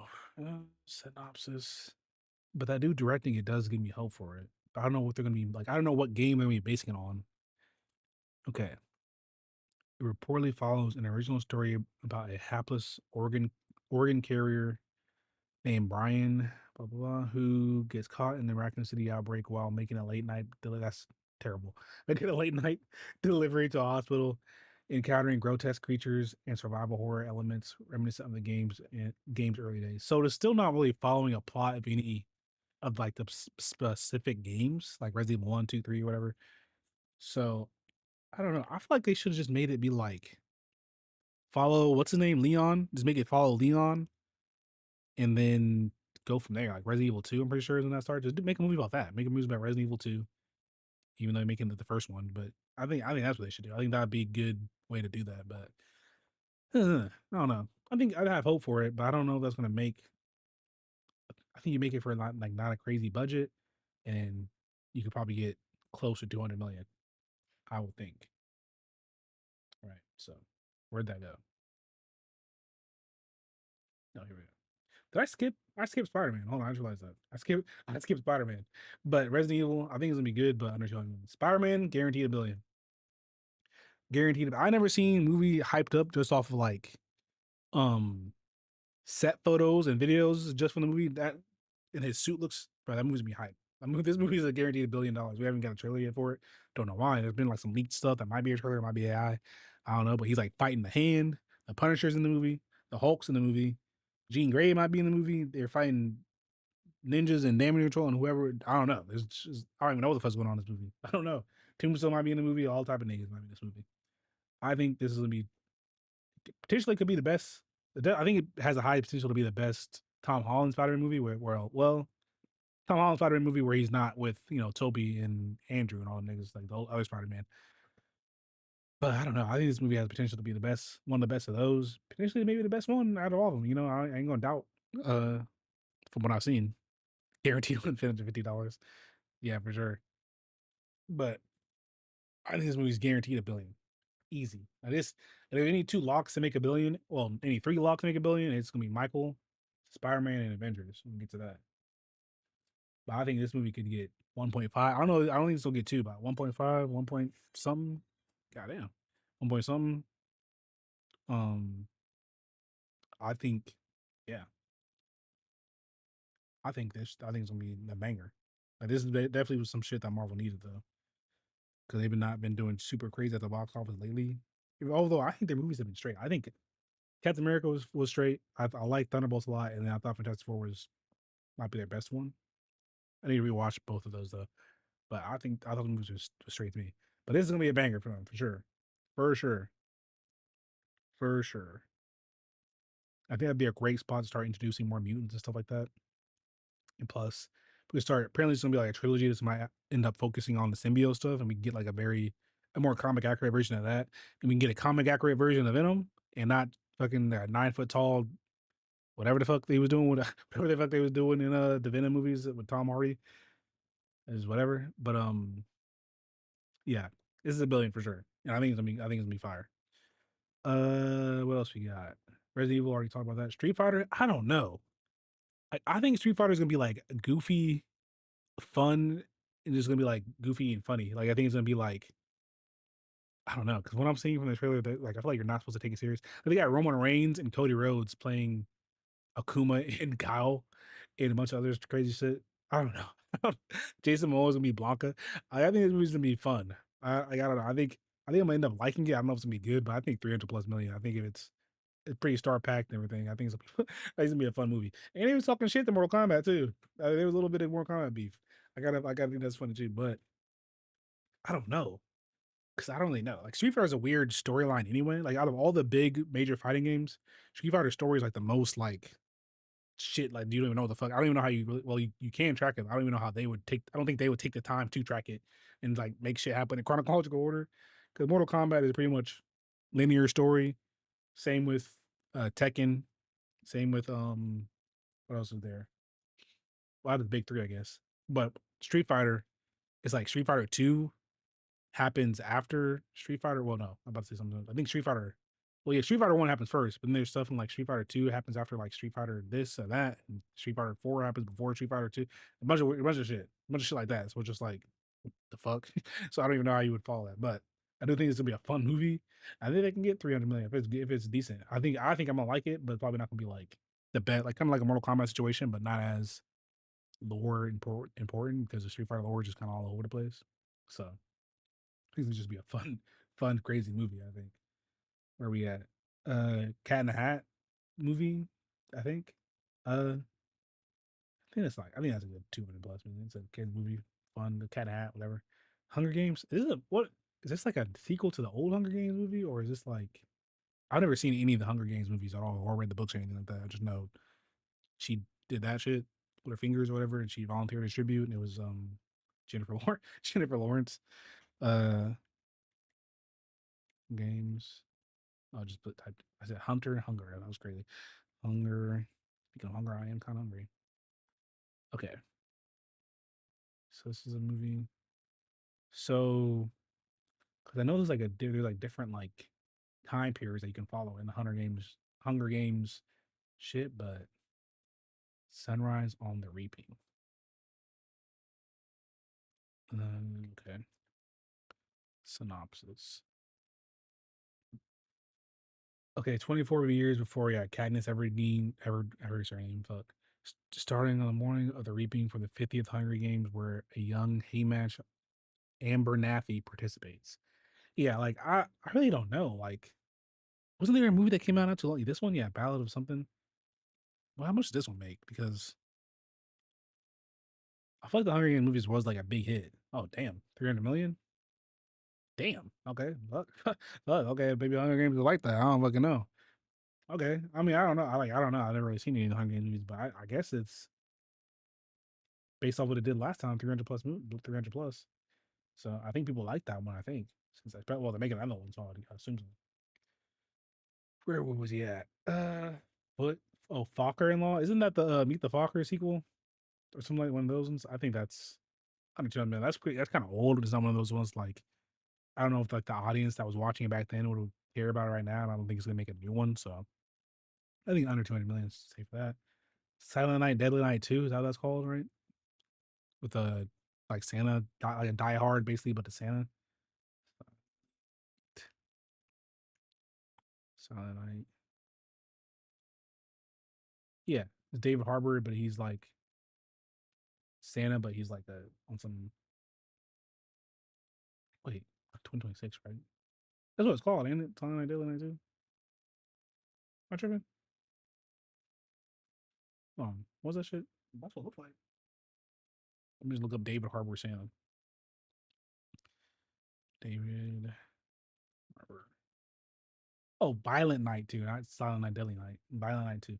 Okay, yeah, this is basically sequel to that. It's like Santa Claus is real, but he's like delivering some shit to a house, and it got broken. It's basically Die Hard, but like it's Santa Claus, but it's actually Santa Claus.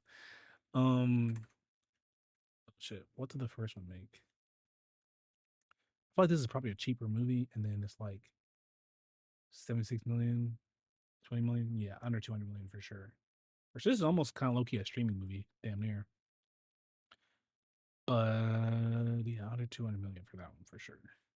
Sure, I think it'll be good. I haven't seen the first one either, but Jumanji 4. I think that was gonna be plus 200 million. Gonna Rock, Kevin Hart, all them niggas come back. I think plus 200 million. I think those movies must make a lot.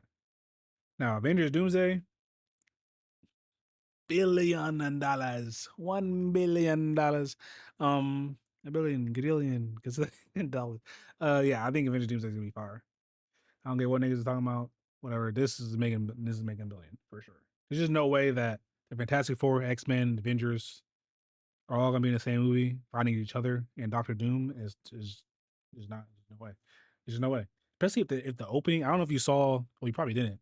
Brandon, but I made a short talking about like what potentially the opening scene of what is going to be, and it's basically just like because you know the 2020 or the 2015 Secret Wars were like the incursions and everything like that. Basically, it was like the incursions were happening, but it was taking place on like Tobey Maguire Spider Man and like the Fox X Men, and they were like fighting each other. Like he was fighting like the X Men Wolverine and shit, and fighting like try to not have their world destroyed or whatever. That's supposed to be like the opening scene potentially, which is gonna be crazy. It's gonna be crazy if that's the truth because that's gonna be tough. It's gonna be super tough. That's like a goddamn WrestleMania main event. Hugh Jackman versus Tobey Maguire as Spider-Man Wolverine. It's like that fucking I don't know if you ever seen it. Once in a Lifetime with John Cena and The Rock. Once in a lifetime, hold on. The Rock. Once in a lifetime. I gotta see it. It's like they be using this shit. This right here. WWE be chill because this shit, but it's Toby and Hugh Jackman and Spider-Man and Wolverine. That shit's gonna be fire, bro. I saw a TikTok about that. It was like when Doctor Doom killed my whole entire childhood in Avengers Doomsday. That shit's gonna be so tough. But this is guaranteed ability. And I think it's gonna be a good movie too. I don't care what niggas is talking about. Russo brothers don't have no misses. They're directing this and Secret Wars.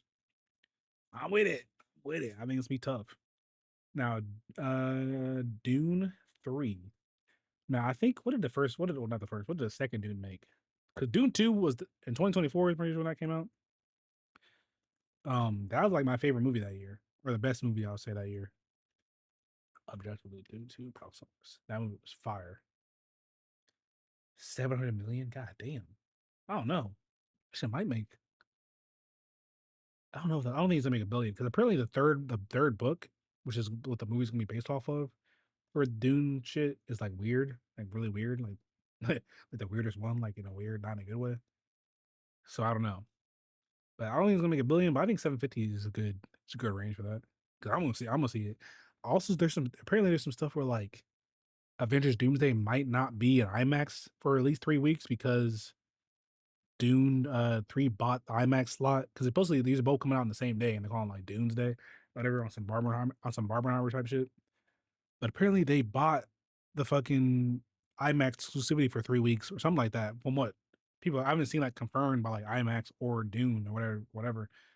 But if that's the case, that's kind of trash. That's kind of trash. I don't like that. I feel like there should like either Disney dropped the ball or they didn't. Well, I guess they can't move, but they bought the exclusivity spot for 3 weeks. I guess they can push the movie back because they drop it on the same day. I'm pretty sure Doomsday is going to eat a lot of. That's actually a good point. I'm pretty sure they're going to eat a lot of their box office, right? Like, I don't think. I mean, I'm gonna see both. I don't think it's going to be as. I think if any one of them is going to suffer, they're definitely suffering the most. So I think 500 million plus is more likely for them. But I don't know. Like if they end up moving, then it'll be 750. I don't know. I think Doomsday should move if they really did buy the exclusivity spot for the IMAX window or whatever. I think Dune should no, I think Doomsday should move up or I think they should just move up so they can get the IMAX screening because that's trash if they don't. Yeah, I know they got the whole timer live stream that they're doing on YouTube, whatever. But just do some shit where the clock just starts ticking really fast and then boom, it's on this date. Some shit. It's on a new date or something because that's crazy. Um yeah, that's crazy. Like I just cannot imagine not seeing this movie in IMAX. I just can't, that's just so insane to me. Avengers Doomsday. I mean, that's just crazy. Angry Birds 3? I didn't know they made two more. I know there was the first one, but I'm gonna just say I don't think it's gonna be good. And I'm gonna think I think it's gonna be out of two. Who the fuck is playing Angry Birds anymore? The hell? They're making a third one. Okay, so yeah. And then werewolf. Oh, that's that one werewolf made. I think it's made by the same nigga who made the freaky freaky Dracula movie, right? What's her name? Dracula.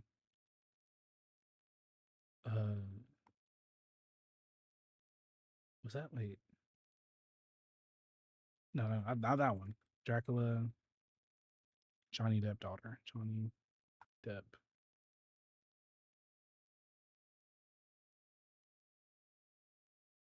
It's with his daughter, I'm pretty sure. It's one I don't remember. I don't know the name, but the one with her, like the freak one with Count Olaf, and then hold on, Johnny Depp daughter movie.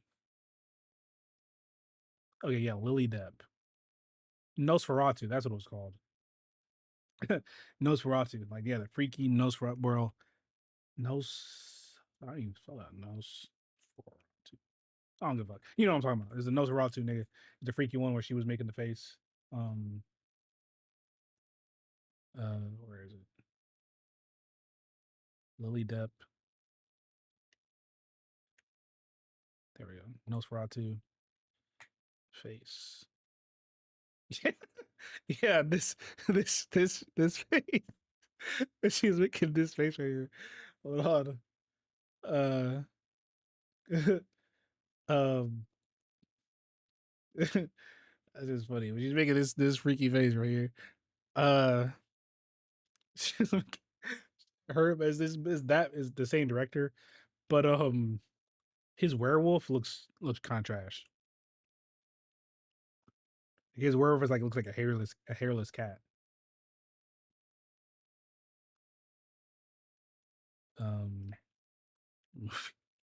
That shit is funny. I don't know if they have a picture. I know I saw it on Twitter. Who directed it? Okay, is it Robert Eggers? I think so. Yeah, there. I think I saw it on Twitter, but I don't like. I want to see a werewolf, like an actual werewolf, like the fur and the fucking like. I don't want to see a hairless nigga that look like a. And this is what a werewolf should look like, kind of. To me, more similar to that, as opposed to like a fucking a shaved hyena. You know, you know what I mean. I know I saw a picture of what it's supposed to look like on Twitter, but I don't know, I can't find it. But yeah, that movie, I mean, under 200 million, I'm sure it'll be good and artsy and fartsy or whatever, but boom, there we go. So this is my take on what, whatever. Not really too many movies I think it's gonna be bad though. But yeah, to me, the one with the highest potential to make 2 billion is definitely gonna be 2 billion. I mean, it's definitely gonna be Michael. Because if it's good, if it's good, that's the one movie I'm like guaranteed to make a billion. I think everybody and their mom gonna go see that movie. And plus with the music and everything too, it's gonna be lit. But if it's good, like it's really good, you can get repeat viewing, plus just a lot of niggas seeing it. 2 billion. 2 billion easy. And then Mario, I think is gonna make a billion because the first one made a billion. This one got Yoshi in it, and it's Mario Galaxy. It's gonna be a crazier story, introducing more characters and everything too.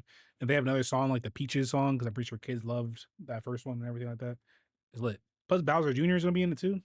And everything. Yeah, so it's gonna be a billion. I'm gonna see it too. So Odyssey, a billion. Pretty hyped. Christopher Nolan, not too many misses on his record either. Spider-Man, like I said, guaranteed a billion. Avengers Doomsday, guaranteed a billion. $1 billion club. 750. Doom is the only one I'm like, could be 500 plus, depending on like what's going on when they go head to head.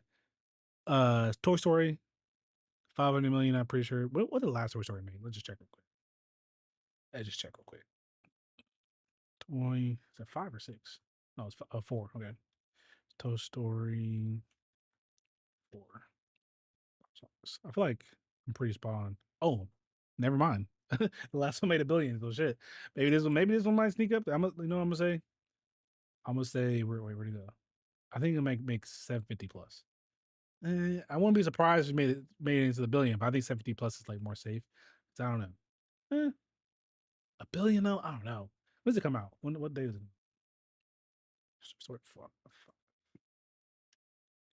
When do you say? June during the summer. Okay. Kids gonna be free out of school, so we wanted niggas to take them to the movies and shit. So, okay, I can see it making $1 billion now. Look, man, the live action Moana, I don't think it's gonna make $1 billion because, like, I don't know. I don't know though, because the last animated movie made $1 billion. So, but it's a live action movie. The Rock's gonna be in it. I think 750 plus for that one is gonna be a good bet. Supergirl, I think I got Street Fighter, I think, is good. Same with same with a lot of the other ones of these. Scream. I might be tripping with Scream. What did the last Scream make? I think Scream 6 box office. I might have said it already. I might have looked at that already. Let's see. 166 million. I don't know. Under 200. I think under 200 might be more realistic for Scream 2. I'm not quite sure though. I'm not quite sure.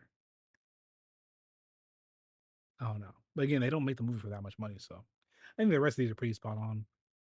Again, He-Man, I think 200 plus is good. This one's the only one I'm like, I don't know, but I don't know though. Like, I just know how much weight. Plus, it's been a minute since we've seen the Mandalorian and them niggas, so I don't know how much weight it's gonna be. Like how much weight the movie holds in that right now, and in like the eyes of the public and shit. Because the last few Star Wars projects haven't been that crazy either. Like on Disney Plus at least. So I don't know. I don't know. Like I wouldn't be surprised because there is another Star Wars movie coming out next year. I'm pretty sure it's like a Starfighter movie with Ryan Gosling. I bet that one makes plus 200 million. I would assume, but this one I'm just not sure because I just don't know if the hype is there. Plus because the trailer wasn't that good. Maybe if they drop another trailer during Super Bowl, like I said, and it's like a better trailer, then it'll be, we in there. But yes, sir. Yes, sir. Okay. So I think this is a pretty solid list. Eventually, I'll take a screenshot of this, and then once some of these movies come out, or maybe at the end of the year or something like that, we'll see if I was right. We'll see if I was right. So boom. But yeah, I think this is pretty accurate. Especially with movies I think are going to be good. At least that I think I would like at least. This opera movie, I actually don't think it's gonna be good. So let me. I just don't think that movie's gonna be. That movie looks like whatever. The rest of these, I think it's pretty cool. Hopefully Mortal Kombat 2 surprises me. I'm not seeing this. I'm not seeing these two, so I don't even care. They're not, or Angry Birds or Insidious. Hopefully they do. Hopefully some of these make some more money. Well, they don't really need to though. Like hopefully the Clayface movie is good. I just don't really care about it that much. Hunger Games, I don't know that much about them, but I think most of the Hunger Games movies are good. Or at least people like the last one because this one popped up. I think this is pretty much all the main movies that came out, or the mainstream movies that are coming out this year. Ever heard? The movies I'm most excited for though, it's definitely a lot of these ones actually. Michael, Odyssey, Dune, Spider-Man, Avengers, Street Fighter. I'm pretty excited to see. Evil Dead, Scream. This will come out soon though. This will come really soon. Scream, Supergirl. But yeah, this is the list. This is my little tier. This is who I think is going to be. Well, I think who's going to be like the winners and losers, I guess, and like flops. The ones that I don't know if we really going to see too many flops though. Because to me, a flop is like if you made a movie for a certain budget, and it's not going to succeed, or it's not going to even get close to that or something like that. That'd be a flop to me. Or if like for example, the budget for Avengers Doomsday is probably like 500 million or something like that. The budget for that movie got to be crazy. So if it makes $1 billion, it's like it made $1 billion, but it wouldn't make that much money. You know what I mean? If that makes sense. But it still made $1 billion, so I don't think you can call that a flop. It just they should have expensive fucking budget, so they just more so broke close to even, I guess, of what it would be. But like flop, what do I think has a high potential to flop? Supergirl, honestly, Supergirl could have a high potential to flop if niggas just don't want to go see Supergirl. On some like woke whatever, I don't like women type shit but I think Supergirl's gonna be fine. Flop, I don't think this is gonna flop. I think the Mandalorian and Grogu could flop, honestly. I think that one could potentially flop. If there's anyone on here, that one could. It's gonna be interesting to see. Other than that, are there any big movies that I think could flop? I don't think so. I really don't. From what we got in here. So yeah, this is the list. I'm pretty confident in this list. Let's see. Well, I guess we'll have to check out. Well, actually, you know what? Jumanji could flop too. I don't know, but I think like I said, we're gonna have to wait and see. I think the next movie that's gonna come out of this list is gonna be Goat and then Scream, which I'm gonna be seeing both of these, and then I don't remember the rest of them. So yeah, if y'all disagree, agree, let me know down in the comments. And yeah, that was the list. See y'all in the next one. That was just for the YouTube video. You know what I'm saying? That was just for the YouTube video. Probably gonna clip this part of the stream out and put it on there. Let's see. Now I think that's all the like news and little other things together. I can get into some reactions. There's some stuff I want to react to. Oh, Brandon, I wonder why. I don't know if you've seen this, but there's like this it's like this test footage for like this Raphael test footage that came out a couple days ago. I don't know. I think it's like an animated thing, but it's some Ninja Turtle shit. Like it was pretty dope from what I saw. Because I remember I think they did one of these with like the Last Ronin too, or like it was either Last Ronin or Leonardo, but they did something similar to this. But this is Raphael, so let's see what they got. This looks, if they made the movie animated, well, this kind of does look like video game-ish, but they made it something like this, it'd be tough. Kind of like the updated version of that like 2000 and that animated movie that came out in theaters. I don't know if it's like 2003-ish, I think, 2004, 5, 7, around that time. I like to look at the Foot Clan. I don't know why he's the only one with the gun though. Fuck that. That was them. Oh, they're robots. Oh, that's actually smart because then you can have him like they can do like some Samurai Jack shit, and they could have him be like killing them, like have the turtles with the weapons like kill them, but they're not killing them because they're robots. But they have like the oil be the blood on like some Samurai Jack shit. That'd be tough. And I like that they made him design like the 90s. That's tough. That's tough. I like how they made him design like the 90s turtles, but he's animated, so you can have him not be look, you know? I would love to see him do like this.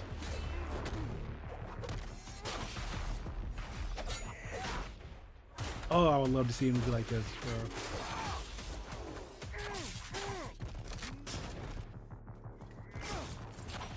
Cause I like the Mutant Mayhem movie, but it was just like, oh my god. Like to me, the best version of Ninja Turtles was like a good balance in between like action and seriousness, like the OG comics, and like the comedy and stuff like that. Like the 2003 cartoon is the best version of Turtles to me, and then like the 90s is after. Oh my god! Oh my god! And the 90s is the one after that. That was crazy. And that's such a smart idea to have them be like robots, but they're more like, you know, like on some Samurai Jack shit. That's so tough. That's so tough. I would love to see a show like that. Or a movie, whichever one. That's tough. I fuck with that though. That was hard. That was hard. That was fire, actually. Like I just like the way he wiped the blood off too. That was just fire. Like I said, he looks like the 90s turtles design, but it's animated, but it's not like that's hard. That's so tough. Because you can have them be like, you can have them killing niggas and have like show how they like can use their weapons and everything, but not have it be like R-rated. Like, I think a PG-13 Ninja Turtle movie would be fine. I also think I liked how they were like, I like how they were shooting him and shit, but he was like blocking with his shell. That was tough too. Where the rest of them at though? We really need to get an update on that, which I think we might, because Paramount wasn't able to buy Netflix or whatever. Or not Netflix, wasn't able to buy WB. But I hope we get an update on the Last Ronin movie and the games and stuff like that. Because there's supposed to be a Last Ronin movie that we're supposed to be getting. I don't know if it's live action or not though. But this was tough. I wouldn't mind seeing a movie just like this. Animated like this. Like kind of realistic, kind of not. But it's animation. You might complain it looks like a video game, but I think this is tough. I'm in it. You know what I mean?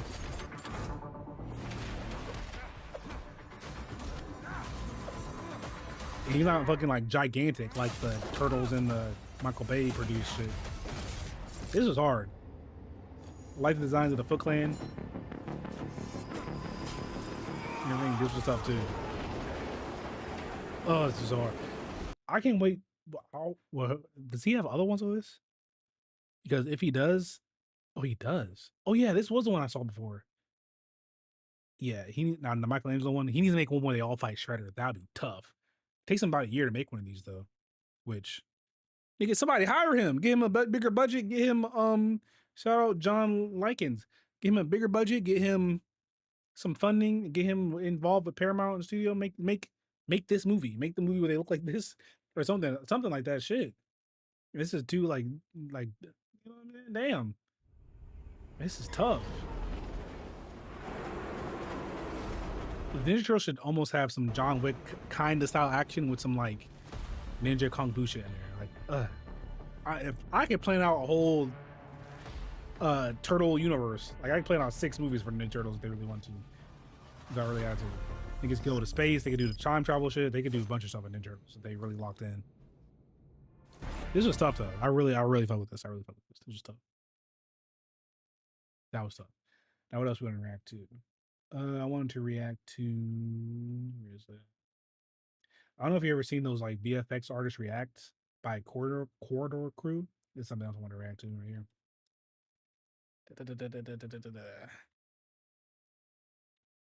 It's always pretty interesting. They do these, and they also do like stuntman reacts where they break down like stunts and stuff in movies, and this one's like VFX.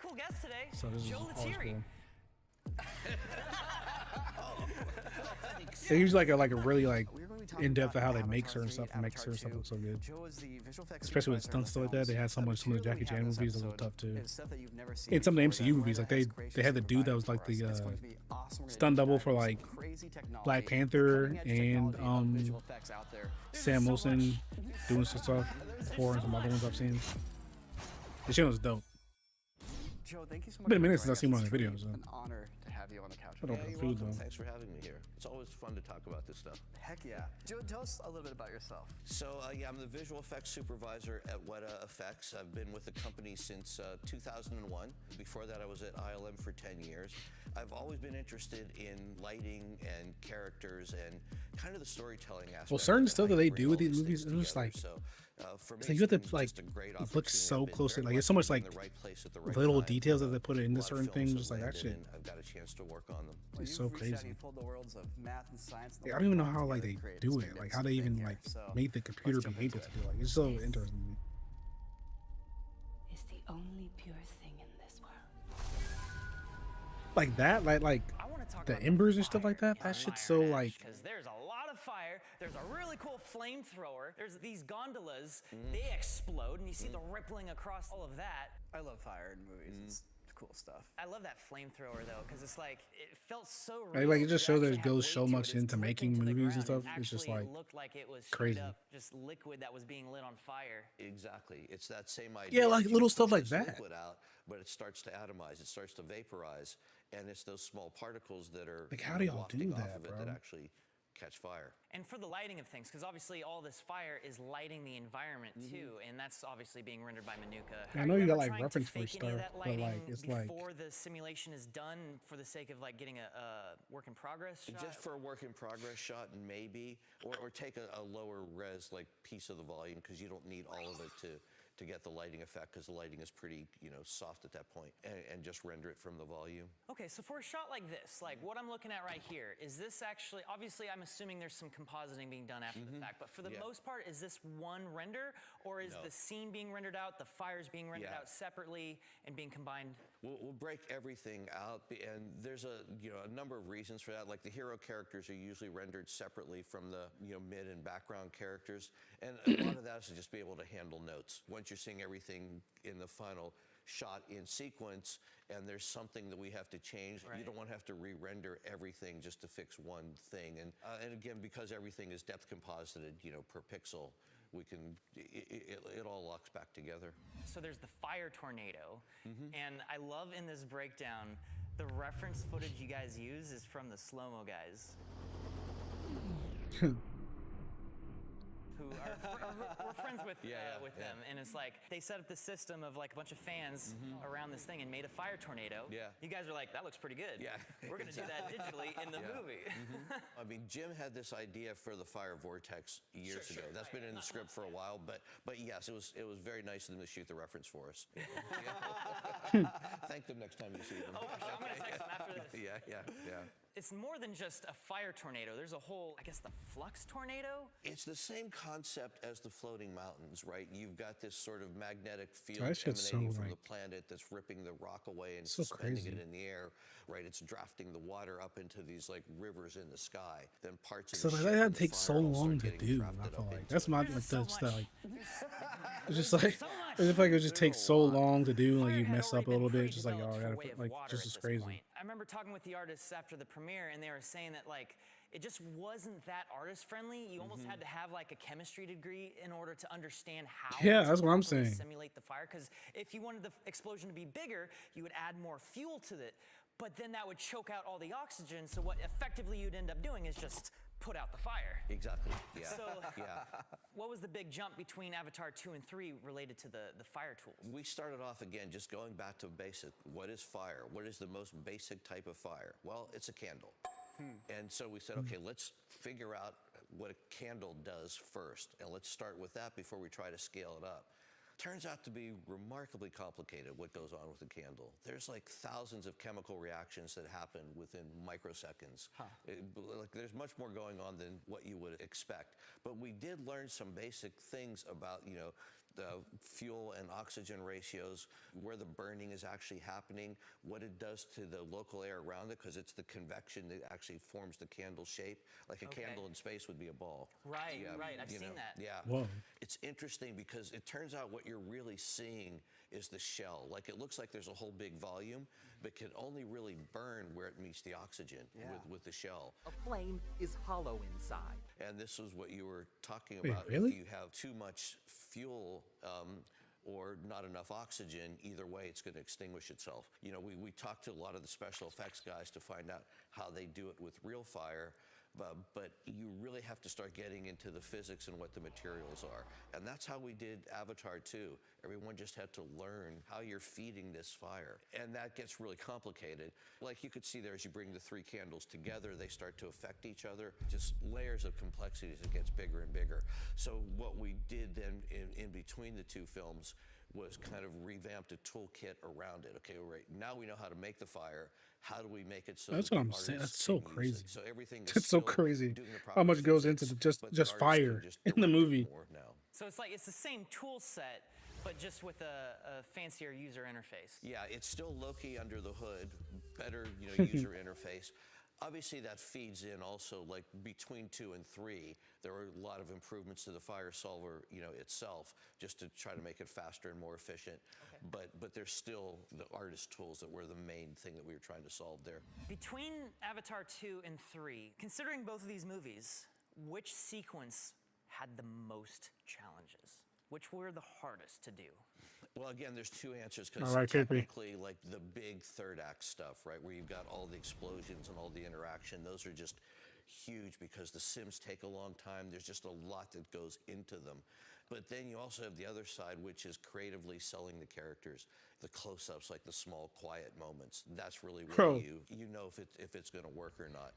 Like in One thing about the third one is like Sigourney Weaver is supposed to be playing like what? She's like 15, 16 or something like that. She sounds like Sigourney Weaver like right now.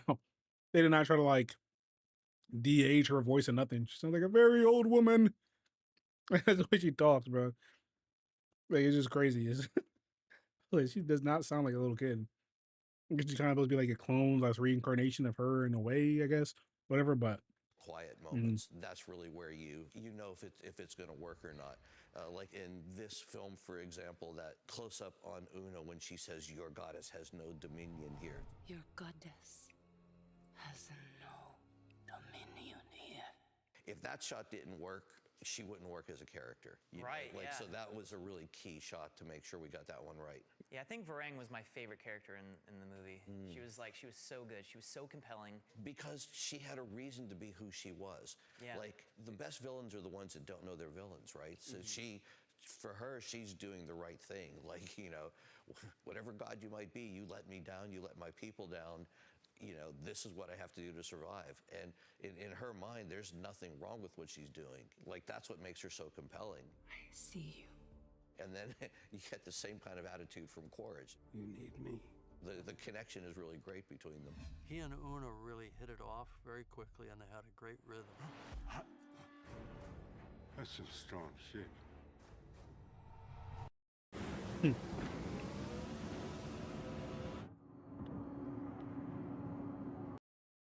When you watch something like Avatar, what always hits me isn't just the visual. It's the scale, years of work, massive teams, the decisions stacking up. Was the over ad time. That's inside true the in life video? too. We all have patterns we fall into. The way we respond to pressure, the way we deal with conflict, or maybe the way we hold on to things longer than we should.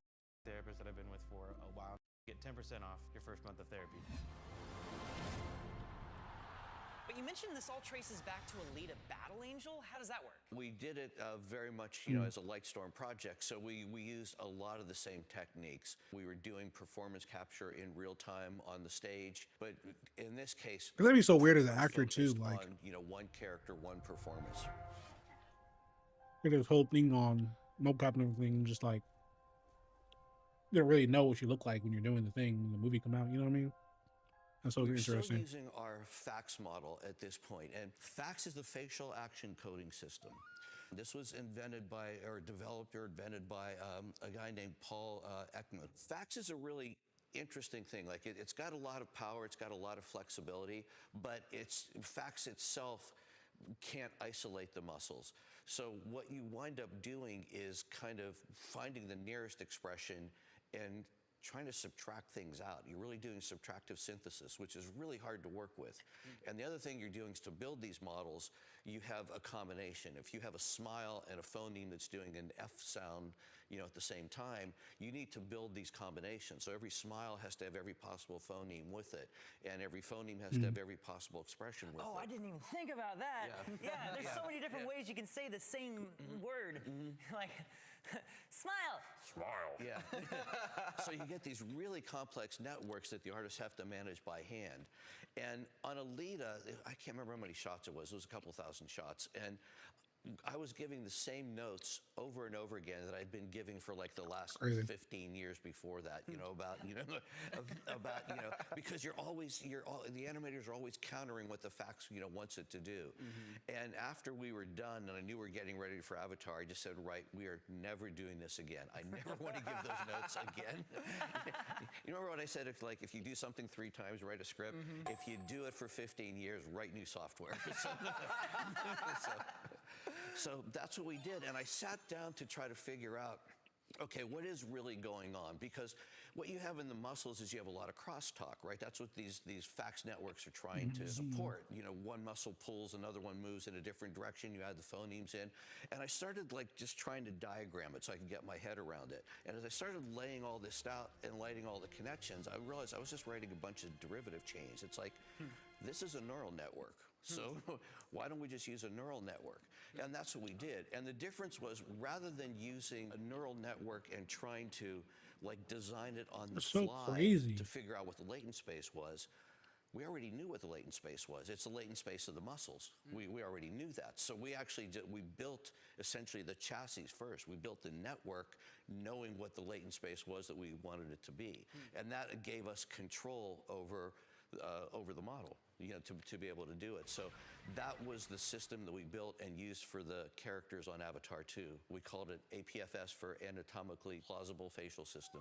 Anatomically plausible facial system. So Alita Battle Angel was the first project to use this new system? No, Alita Battle Angel was the project that made me say we have to build a new system. Gotcha. Yeah. So it was first used on Avatar 2. That was the kind of the prompting for it. Okay. Yeah. This is from the ground up. This is from the ground up, because that scene is crazy. That scene actually know what the muscles are doing. And we tried modeling the muscles similar to what we did with tissue, but the face actually isn't bulk muscles. They're not well defined. They're fibers that blend into the fat, that connect to the skin, and some connect to the bone. Yeah. But we realized that what you really need is just the activations, right? You need the vectors, because really what you're looking at here is like a 200-dimensional space. And that's the problem you're trying to solve, so we just modeled that directly. I think we've got it down to 150 now for Avatar 3, but that's the idea. And you can't actually see what it does. You can't do an MRI of someone, doing this in real time. You can't see what the muscles are doing. It's too hard to solve to get it right. But by doing it this way, it becomes more data-driven. So what we do now is we solve for the actors first. We use this model, we build a model of the actors, and we solve for the actors. And what that does is it solves for the muscle activations that the actors are doing. So every So time crazy. Sam has some dialogue or does an expression or something, we are basically learning every frame what every muscle is doing, including all the crosstalk. The system allows us to manage that all together. And then we just take all those muscle activations and we just have those muscles drive the character. Wow. The fire came from the mountain when I was little. That's really cool. So they're moving the splines here and That's so predicting like proper motion onto the next phase. that's so Exactly right. crazy. It's giving Like you plausible. whenever you like whatever, however much editing goes into like a YouTube video or something like that. Like this is just like this is just insane. Motion because you're solving it within the locality of the latent space. So And then like you got like how much even time do you even have to do this? Like like 2 years, 3 years? I mean, since from Avatar 1 to 2 was a way longer process, but from Avatar 2 to 3, it was at 2 years or so, 1 year. But it's been in production since around the same time. I don't know. Like that's just so crazy. And it's not just for Avatar movies. This is for like any major CGI movie. Like you know what I mean? Like so crazy. get pretty much the same performance, but then because of the differences in the morphology, we do have to go in and make changes. The nose is different, the eye shapes are different, where the effects happen. At the end of the day, what that gives you, is it just a mesh of the face? Like you're not actually dealing with geometry under the face, right? No, that's right, exactly. Because the network handles the transform between the strains of the muscles to the mesh of the face. Gotcha. Yeah. That's some very advanced stuff. Yeah. Yeah. That's the only kind of stuff you get when somebody's been working on this for 15 years. This feels like kind of the face equivalent of like the tech that they have in the GTA games, where their characters aren't animated skeletons, they're actually like physical impulses of muscle, which moves a character, but it's physically That's based crazy, character, too. so their foot will hit the ground or the arm will bonk against something, but the muscle's pushing to push the body in the right spot, so it keeps it all physically plausible. Exactly. And we actually looked at doing something like that for the body, but because we capture so much of it, it just wasn't really useful for us to go down that track. However, we did do a version, we call it Body Opt, which is a very similar technology, but applied to the body.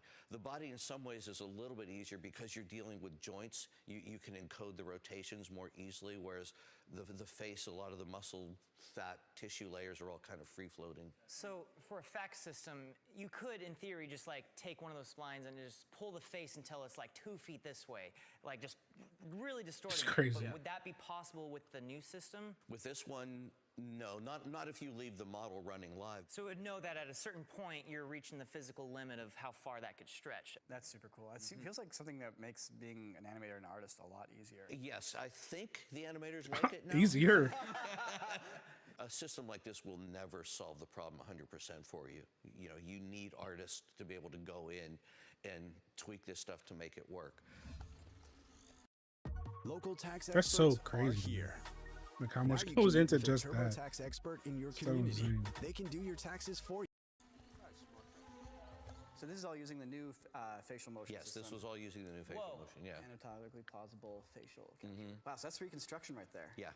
And that probably just lets you at a glance see how accurate it is. Okay. In an easy way. So, but like I'm noticing that speckled paint, is that like infrared paint or something? But obviously this is CG, but like I've seen that on actors' faces before too. Yeah, that was just to help with the tracking. So it gives you texture that the camera can track. Yeah, on the exactly, actual yeah. actor. Remember, one of the things that we do, like with Avatar, we're not shooting people sitting in a chair, right? They're running around the stage, they're acting, there's stuff going on, there's lighting changes. To guarantee that we get the performance, the dots just give you something to lock onto. So that fourth one, is that just a frame-by-frame photogrammetry model? Yeah. Okay, I wonder, because like the hair popping out. Yeah, that's a photogrammetry model. That's what we use to train the system on.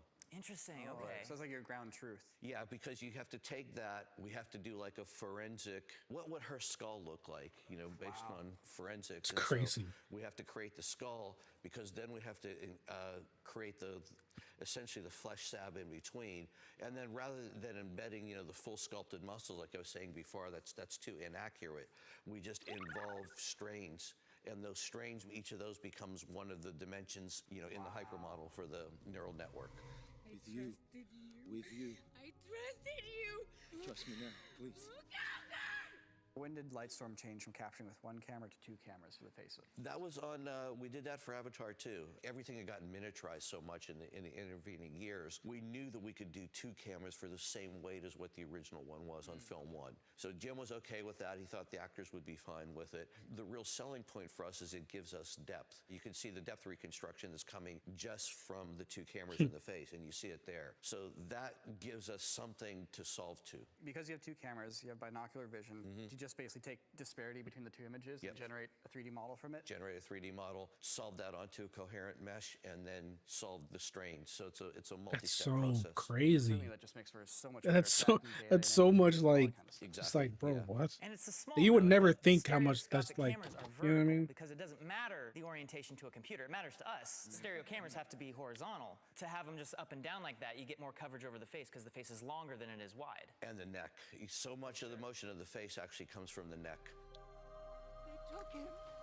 This is all amazing stuff, like the forefront of human face animation. Are you excited to use this on another project? Yeah, absolutely. The downside is at this point, it still takes a lot of pre-production, so we're only using it for hero characters because you have to spend the time to set this all up ahead of time. But the beauty of it is once you do that, you're not making so many changes during the course of the production like you would be with a fax system. Have you ever had like a police department come to you with like, hey, we have like human remains from a crime, can you help us like forensically re-engineer what the face looked like? No. Now they will. Yeah, shit. Yo, you got any unsolved murders? Leave a comment down below. Joe, I want to say thank you for all the work you've done. You and the That team was at so Weta are crazy. responsible for so much of what has inspired me, made me interested in film, and like transported me to other worlds, taught me things about humanity and myself. Like, you guys are artists to the utmost degree, and the work you've done, it's nonstop, it's consistent, it's amazing, it's always pushing the edge. So, at least for me, I want to say thank you and how much I appreciate it. Well, thank you, Nico. Appreciate that. I'm just happy to be here. All right, there's way too much to talk about with Avatar 3 in this episode, so we're going to talk way more about all the other cool stuff in the movie next week on React. So then there's a shot in Avatar 3. To us, this is our strap shot of the 3rd movie. What the hell is that? Well, it ain't Barney the Okay. purple dinosaur. Hey, what's up? Welcome back to another episode of Visual Effects Artists React. Jump into it right now. That was a command. Do it. You haven't jumped yet. Today we've got the spiciest, grossest, sickest clip, and also the best CGI baby this side of the Polar Express. I brought Fantastic Four. Okay. Let's see. Do I want to watch that one next or?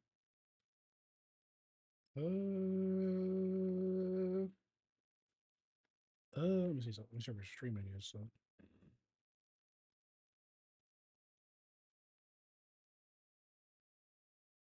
Okay, I think so.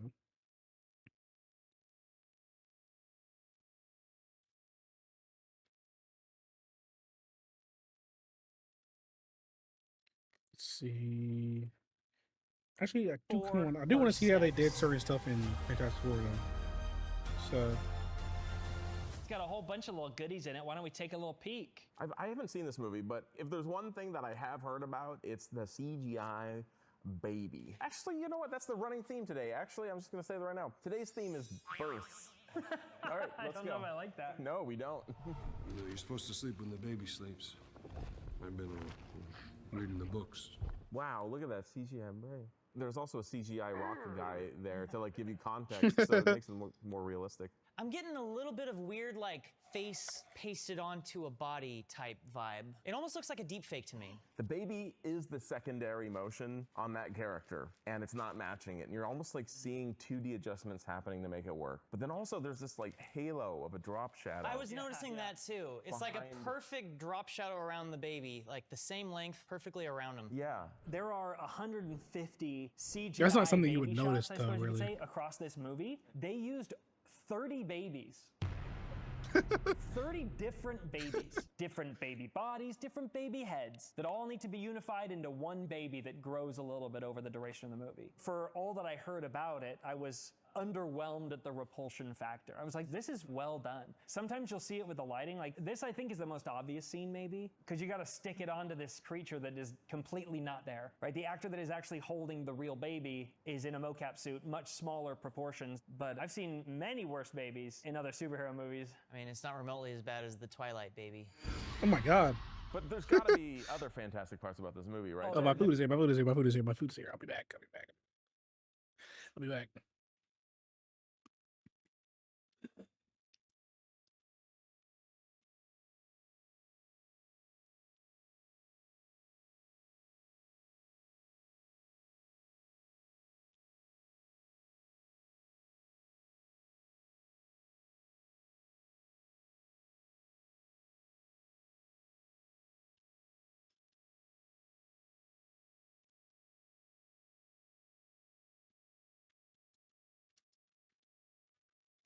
Chipotle.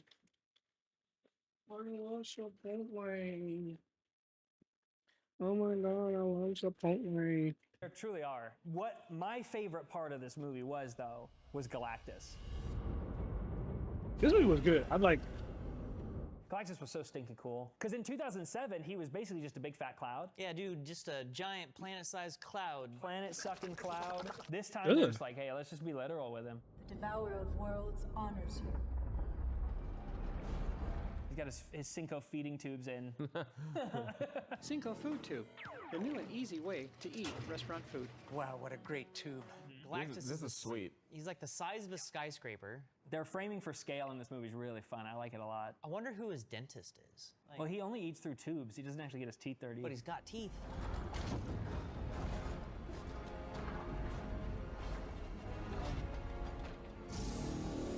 But this is when he starts attacking Earth. The destruction in this movie is, dare I say, elite. It's some of the best destruction I've ever seen in my life. really?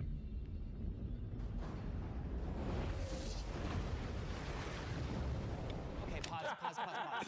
He totally did not gauge how deep the water is there. Oh shit. All his aura on the You landing. you trip, you step into the pool. It says it's 4 feet. You thought it was wading height.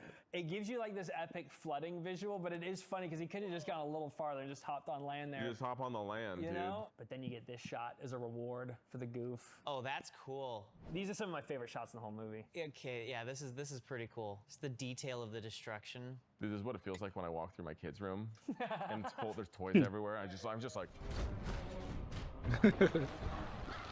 Okay, yeah, Galactus is pretty cool. Yeah, and what's crazy is that this was a completely practical suit. And I remember thinking, like, that's not possible. But it is true that they did, in fact, build a fully practical suit. That reeks That's of pretty- them doing something just so that they can say that they did the suit practically. We're not seeing a single practical suit in the sequence. That's right, ILM fully replaced every single iteration of the practical suit, I do believe. The practical suit, as cool as it is, I mean, it's a super hyper detailed suit, looks fantastic, great for reference, but it needs to be a metallic suit. Also, it's like the size of a city. It needs to be the size of the city, and it needs the details of the size of a city. Imagine for all of those close-ups, too, of those details, you need millions of different little greeble geometries scattered across it to give the sense of detail. You need tens of thousands of lights scattered across it as well. But also, since it is a metallic texture and the suit also is not metallic, you also need to worry about reflections of all the environments that you're in. It's just not a practical solution to go practical, funnily enough, with something like this. So yeah, it's great for reference, but yeah, all of the suit that we're seeing is digital. Did you notice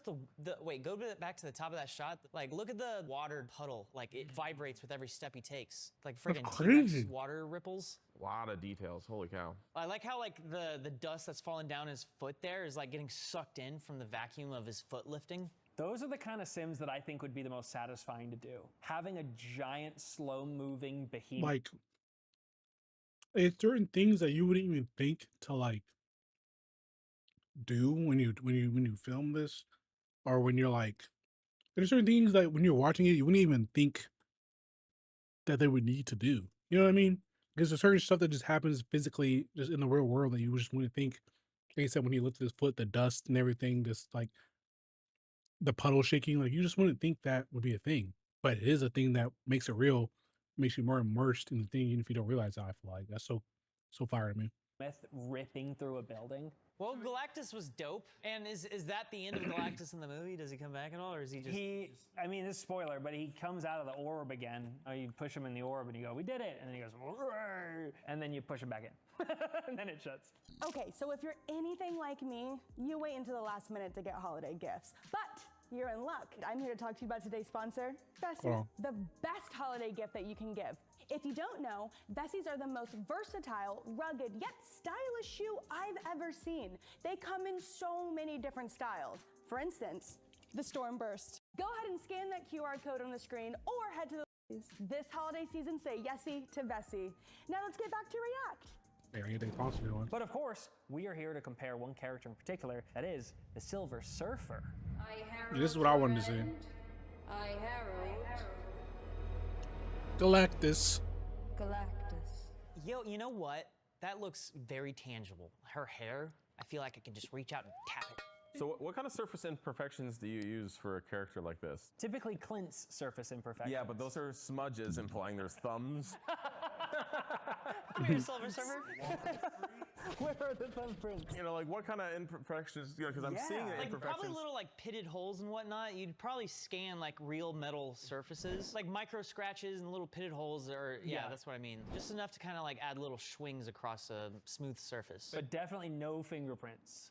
This version of the Silver Surfer is a lot more emotive facially than the 2007 version, which I think is one of the bigger differences between the two. Just think this movie does really bring up that classic idea of if you have a CGI character, whether it's animated or not, if it doesn't have human eyes, it's not alive. The cars in the movie Cars have human-like eyes. So you're saying if you want to humanize the character, they need human eyes. Human eyes, human eyes, human eyes. Oh my gosh. Wow. So we've seen the Silver Surfer from 2025. Now let's get in a time machine, head back 18 years to when Fantastic Four Rise of the Silver Surfer was released. Why are you destroying our planet? I have no choice. Focusing on the Silver Surfer aspects, at first glance, seems very similar to the new Silver Surfer, but there's far less detail, both in terms of the surface imperfections, but also in terms of the actual geometry. I think her hair adds a lot. There's more edges to reflect light. Or is he just kind of like very smooth? Yeah, well, the idea is that I think they're trying to make bald. it look like she's real metal. And this guy's like liquid chrome. He's a Capri Sun guy. The VFX supervisor from Weta, who did this movie, friend of the channel, Eric Saindon. Really? Said so, yeah. He was saying they're going for a very particular look. And speaking of rendering, this was made before PBR workflows were mainstream. PBR being physically based rendering, which just basically means that the materials and the light are interacting in a way that is realistic to how light and material works in the real world, right? The math adds up. Back then, before the PBR workflow was kind of more mainstream, they were doing this on a shot-by-shot basis. It's like drawing a metal object and having to hand shade in the specular highlights to look like a metal object versus getting to paint something with like a metallic paint and just putting it in a lighting environment. These guys didn't have that advantage. So they had to just dial and tweak until it felt correct. You now move that object with that shader you've built into a new lighting environment and it looks like crap. You got to dial and tweak it all over again, shot by shot. So yeah, kind of cool to have a one-to-one comparison. All right, guys, we're gonna watch a short film together. We're watching the whole thing? We're gonna watch a 12-minute long short film from I love this guy. Meat Canyon. I love Meat Canyon, AKA dude. Papa Meat. He's a really great animator who loves to animate all about internet drama and internet characters and stuff like this. He made a live-action short film that's worth checking out. I can't wait to see your reactions to this.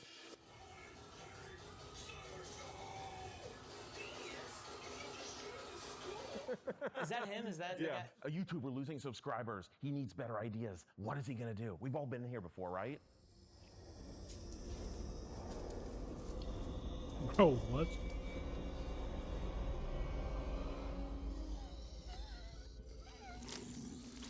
Oh! I'm gonna put this down for a bit.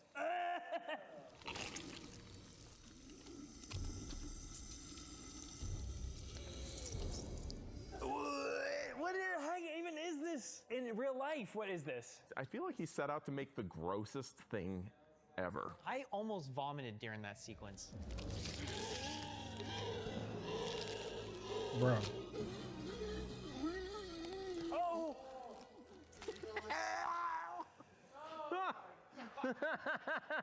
I'm getting itchy. How do you guys think about, what do you think about this so far? I haven't noticed any visual effects.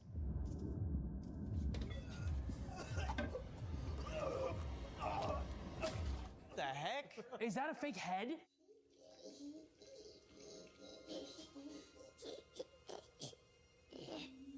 Wow, that's really cool. That's well done. It's such a good comp. It's like as tangible as everything else. Like when he rotates it sideways and you see it is perfectly thin. Wow. Oh, what the frick? Wow, dude. He looks like his own cartoons.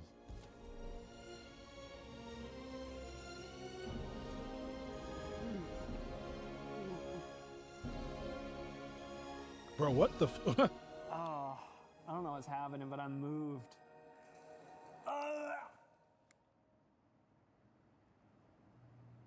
Wow. Oh, man. I need to see the throwing up. No, it's okay. Something came out of his mouth that looked like it was too big to fit in his mouth. Like that's more there. It looks like a prosthetic head. I think you're right. Hey, whoa! Look at that! Holy moly! I legitimately was like, there's no way That's they got a crazy. prosthetic head for that shot. There's no way. That looks amazing. You know, honestly, I think the edit betrays it just a tiny little bit. The profile framing of this is basically communicating to the audience that they're possibly hiding something behind his cheek. They shot and edited this like they were trying to fake it, like they didn't have a prosthetic. Yeah. That's my critique. Whereas if like the camera was just a little bit further this way and they held on the shot where the mouth opens and the whole thing comes out, but maybe that would have gotten to the point where now they're betraying the shot and now it does look like a prosthetic. And if I think they were gonna leave an extra second or like before or after showing that thing really coming out, I think it might be even more convincing. When people say like practical effects are better, like this is what they mean. The feeling I get from watching this is that he's actually sticking his hand through all this super slimy, slick stuff, and it's like, it just looks like it's rotting, looks gross. What's funny, Sam, is you're normally the one who gets grossed out when I bring gross stuff, and look what you've done. Look what you've done to Ren. Yeah, I know. Wow. I will say that that was an incredible short film, though. That was nuts. Hey, we need to have Meat Canyon on Animators React. So, hey, Meat Canyon, if you're... Yeah, bro. How nasty. I don't really watch Meat Canyon that crazy, but that's interesting that you did that. I wonder if they'll cancel my stream if I react to this John Cena versus The Rock thing, though. Well, not versus Randy Orton thing, though. I don't know.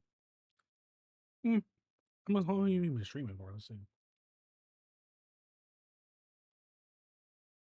2 hours, 3 hours?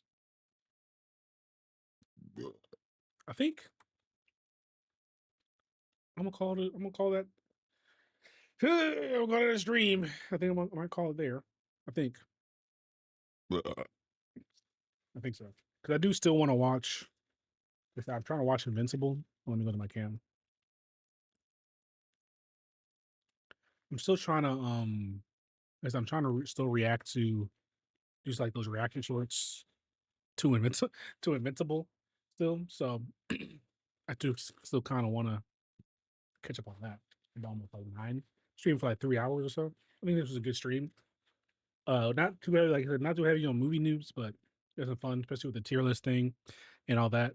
Probably clip out some certain parts of the stream, upload them to my second channel or this channel, whichever one. It'll probably show up on both channels with the collab feature or whatever. But yeah, that was today's stream. Like I said, I know I missed last Thursday, but I'm trying to stream every Thursday if I can. And if I don't stream on Thursdays, I'll try to start streaming on Sundays if I miss a Thursday. But yeah, thanks for coming through the stream if you're here. And I will see y'all in the next one. Peace. I'm out of here.